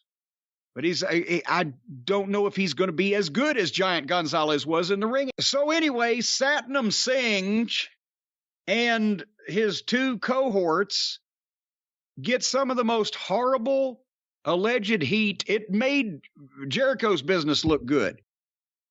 And the people, as soon as they saw this guy and as soon as they realized that he was immobile and couldn't do anything, they started scoff booing. You know, it's like when somebody laughs at something that's funny, you can tell they're laughing, they're really entertained, but when they're laughing at something that's stupid or silly, or when they're scoff laughing.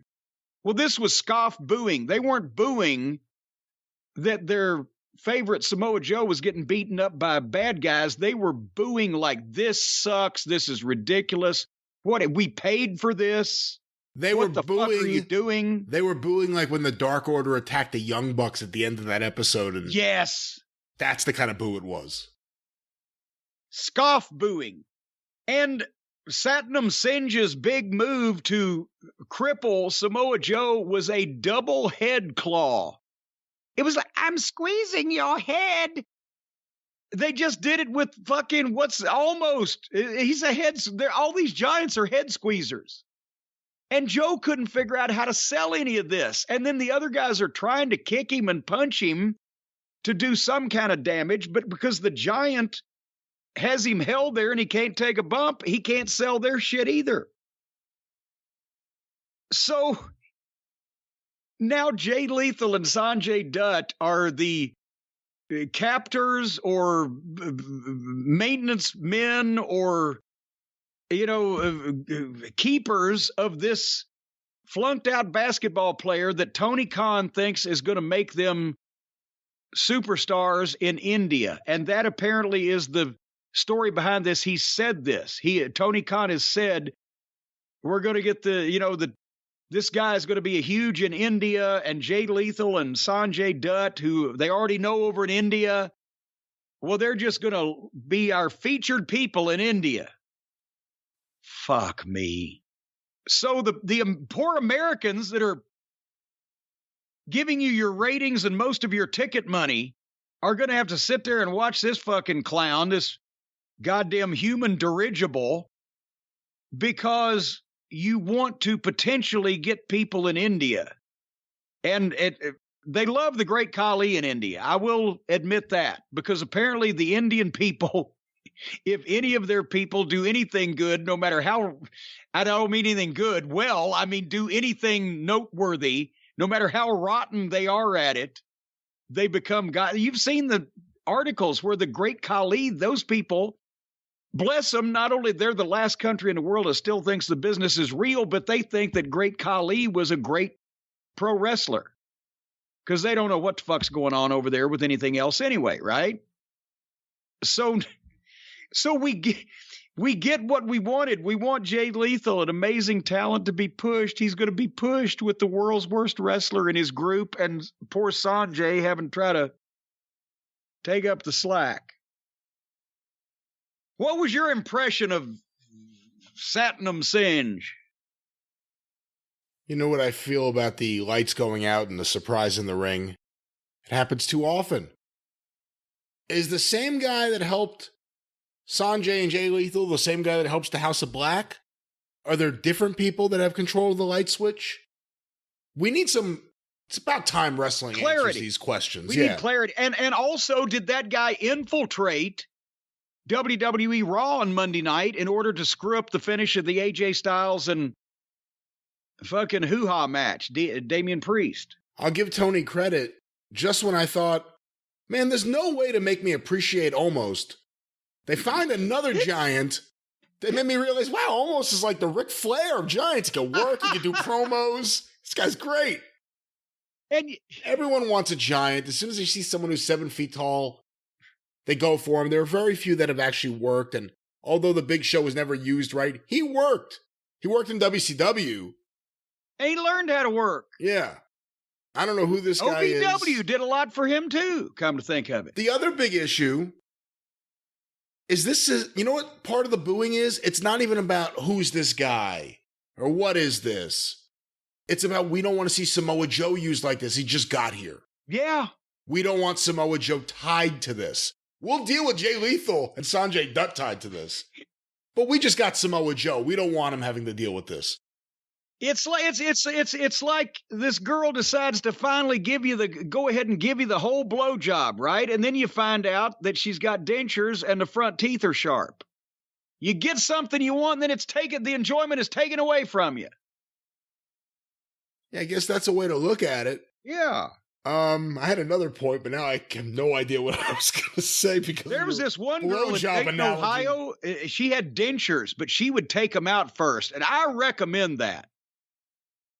All right. Well, you aren't a dentist. Let me remind everyone out there, so maybe they shouldn't listen to your advice on oral hygiene or oral health. Anything oral for that matter. Anything, or don't listen to Jim Cornette. Anything he says, just ignore when it comes to any of these things. But back to Samoa Joe. We just saw him, and now he's going to be tied to this. And what I was going to say before is I don't think you said enough about how bad the claw, do you call it a claw? The head squeeze. No, the head squeeze. It looked so ridiculous. This was, you know what this reminded me of, just because the guy didn't seem like he knew what he was doing? It was more the Yeti's debut, where he just hugged Hogan. Yes. He just grabbed Samoa Joe's head and just held on to it. And it looked horrible. It looked so stupid. And you came out of this really feeling bad about the way they're using Samoa Joe, and then you felt mad about the way they were using Samoa Joe. And the Giant, if he had any kind of facial expression or anything, but you could just tell, you could see it on him. I don't know what am I doing here? What is happening around me? I want the belt. Not even that. Just complete confusion and total lost ball in high weeds. So, and by the overrun. Tony Khan goes on Twitter, goes on the internet, makes the big announcement. Folks, they've told us we're going to have as much time for this dream match, title match, as we need. If we have to overrun, and everybody's tweeting, set your DVRs. We don't want to miss this. Something big's going to happen. You know how long the overrun was? Was it 2 minutes? 2 minutes. Because I recorded the program that came after AEW to make sure I got the overrun, but AEW was listed in the DVR as from 8 p.m. to 10:02 p.m. And the Giant and poor Sanjay and Lethal were standing there when my DVR froze. It didn't even go to the next program yet. So the overrun was like 90 seconds. And that's... I had so many people say, make sure you set your DVR. Yeah, didn't need to. I wish I hadn't set the DVR for the program I saw. Except for MJF, I could have caught that they could have played the whole MJF segment on Twitter, and really we could have saved this week, but nevertheless. Do you think the attitude with this Giant is, and I'm being serious here, I don't mind saying I agree with it, but do you think the attitude is, well, we rushed Jade to TV, and she's a star, and now people I think she actually does move the ratings in a good way. She may not be very good in the ring yet, but she's at least got some promo skills. Do you think that's the attitude? Hey, no, we can make him a star, just rush him on TV? No, I think they know and are, and I bet they probably can, because I just said, they'll accept apparently anything in India, because Kali was over. So they're going to stink up whatever portion of the television program that airs in North America that this guy is on, United States, Canada, English-speaking countries around the world, specifically to try to get over in India with this clown. And good luck with that. That's all I've got to say, because here's the thing. If you get over in India, then how are you going to take advantage of it? You got to go to India. You think William Regal's going to go back to India? That's where he almost died. He got so sick he never actually recovered. That nearly killed him and kept him out for however long. This is the WWE. This was a company that was well-versed and experienced in traveling to every country in the world. And they went over to India and everybody got sick as a fucking dog and Regal almost died. But Tony Khan is very rich. And from what I understand, he's been talking with the Universal Heartthrob Austin Idol about bringing him over, having him set up water filtration systems all over so that they'll be okay on their tour. He's a very, very smart guy. Oh, Idol, he made a fortune on those water filters. All right, are we done? What are we doing next? I haven't been blown off the face of the earth.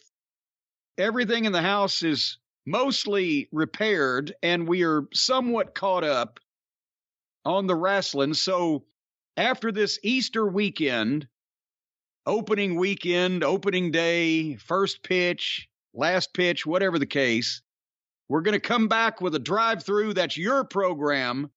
Indeed. And we'll have time. We'll have a few days over the holiday weekend to gather our thoughts. And I expect on Saturday and Sunday to sign and pack up ready for the Feather Bottoms at least 250 action figures for next week. That's my goal. And I'm sure you'll hit that goal. It's a great goal. And I think here as we begin to wrap things up, we should wish all the listeners a happy Passover, happy Easter, and anything else we're not aware of or thinking of right now. Well, but now you've already established yourself as a person who doesn't eat the hen-laid eggs and do all the Easter stuff. So you just do what you do. I'm going to be over here having some hard-boiled eggs this weekend and some chocolate bunnies. Did you see that was just a story to end on a down note? Okay. Was it Cadbury eggs where they just found out like it's child labor that puts them together or gets the ingredients? I have not heard this, but that would just tickle the cockles of my heart if that was the case. Yeah, have these beautiful Cadbury eggs made by enslaved children. I read it in it was either the Daily News or the Post. I can't remember where, but there was an article about, I think, how the Cadbury eggs. I was like, oh, you have all these articles. You see them in the stores. It's getting ready for the season. I'm sure as a business, they're waiting all year for this. And all of a sudden, there's this article about child labor. And I'm just like, how? I mean, it's Easter. It's eggs. What are the kids doing? Jesus, bunnies and eggs. Hey, did you hear about the woman that tried to protest something by going to an NBA game and gluing herself to the basketball court? I did not. That was a deal. So this woman was protesting something going on in her town and decided the way to call attention to it was to go to the basketball game and glue her hand to the court. They had a picture of her down there on her hands and knees. She tried to glue her hand, but apparently she didn't use the instantaneous stuff, and they were able to pull her right off and take her away. She got arrested, but I'm not sure the charges are going to stick. Very, very funny. Was it all for that punchline? Was it all for that punchline? You made up this whole story? Okay. No, that's a true story. This woman tried to glue herself she was listening to Terry Funk, I think. Okay. And his idea, remember that? His idea was it could be Super the biggest Bowl publicity stunt of all time. He was going to go to the Super Bowl and chain himself to the goalpost. No, he told Pillman to do it. Oh, that's right. He told Pillman. Hey, real quick, Pillman would have done it. Real quick before we wrap things up, any thoughts on the death of Gilbert Gottfried? Well, now, see, I thought we had us up with the charges sticking and all that other stuff, and then you bring death into it.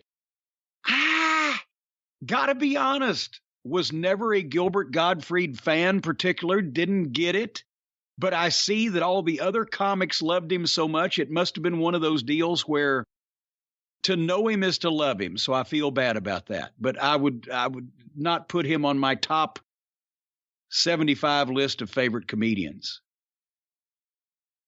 All right, well, we want to apologize. Were you a fan? I was a fan. What's your favorite thing he ever did? You know what? I don't know if anyone else will say this, and I like him as a comedian. He had a great podcast. He was hysterical on Stern when Howard Stern was Howard Stern when I was growing up. But my two favorite things, one, Beverly Hills Cop 2. But the first one, when I was in summer camp, it was a rainy day. So it was an outdoor camp. when it rained, they took us from the Henry Kaufman campgrounds to a movie theater or a bowling alley or something, roller skating rink.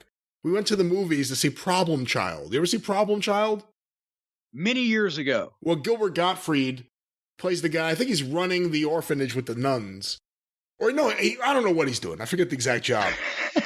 But in that movie, he plays the guy, and at one point, he's defending Junior, and the kid starts laughing, and he goes, "What are you laughing at?" And he goes, you stupid dick. And I remember all the counselors laughing. It was like one of those moments as a kid, like, oh, okay, cool, we can all use dick now. Because they laughed. But Problem Child, just because I saw it as a kid in a movie theater, but very funny guy, I thought. Very, very funny. And also inappropriate at times, but sometimes that lent itself to the hilarity of it all. He did do a good version of the Aristocrats. He did. And by gum, folks, if you want more aristocratic humor from the aristocrats of podcasts, then you got to join us next week on the drive-thru. That's Brian Last's show, so don't blame me. Or next week here on the Jim Cornette Experience, where hopefully we'll have some time to gather some new things to talk about without fear of being killed by Mother Nature. Folks, again, for Brian and all of the other minions at the office here, we wish you a very pleasant, good Easter weekend. Thank you. Fuck you. Bye-bye, everybody.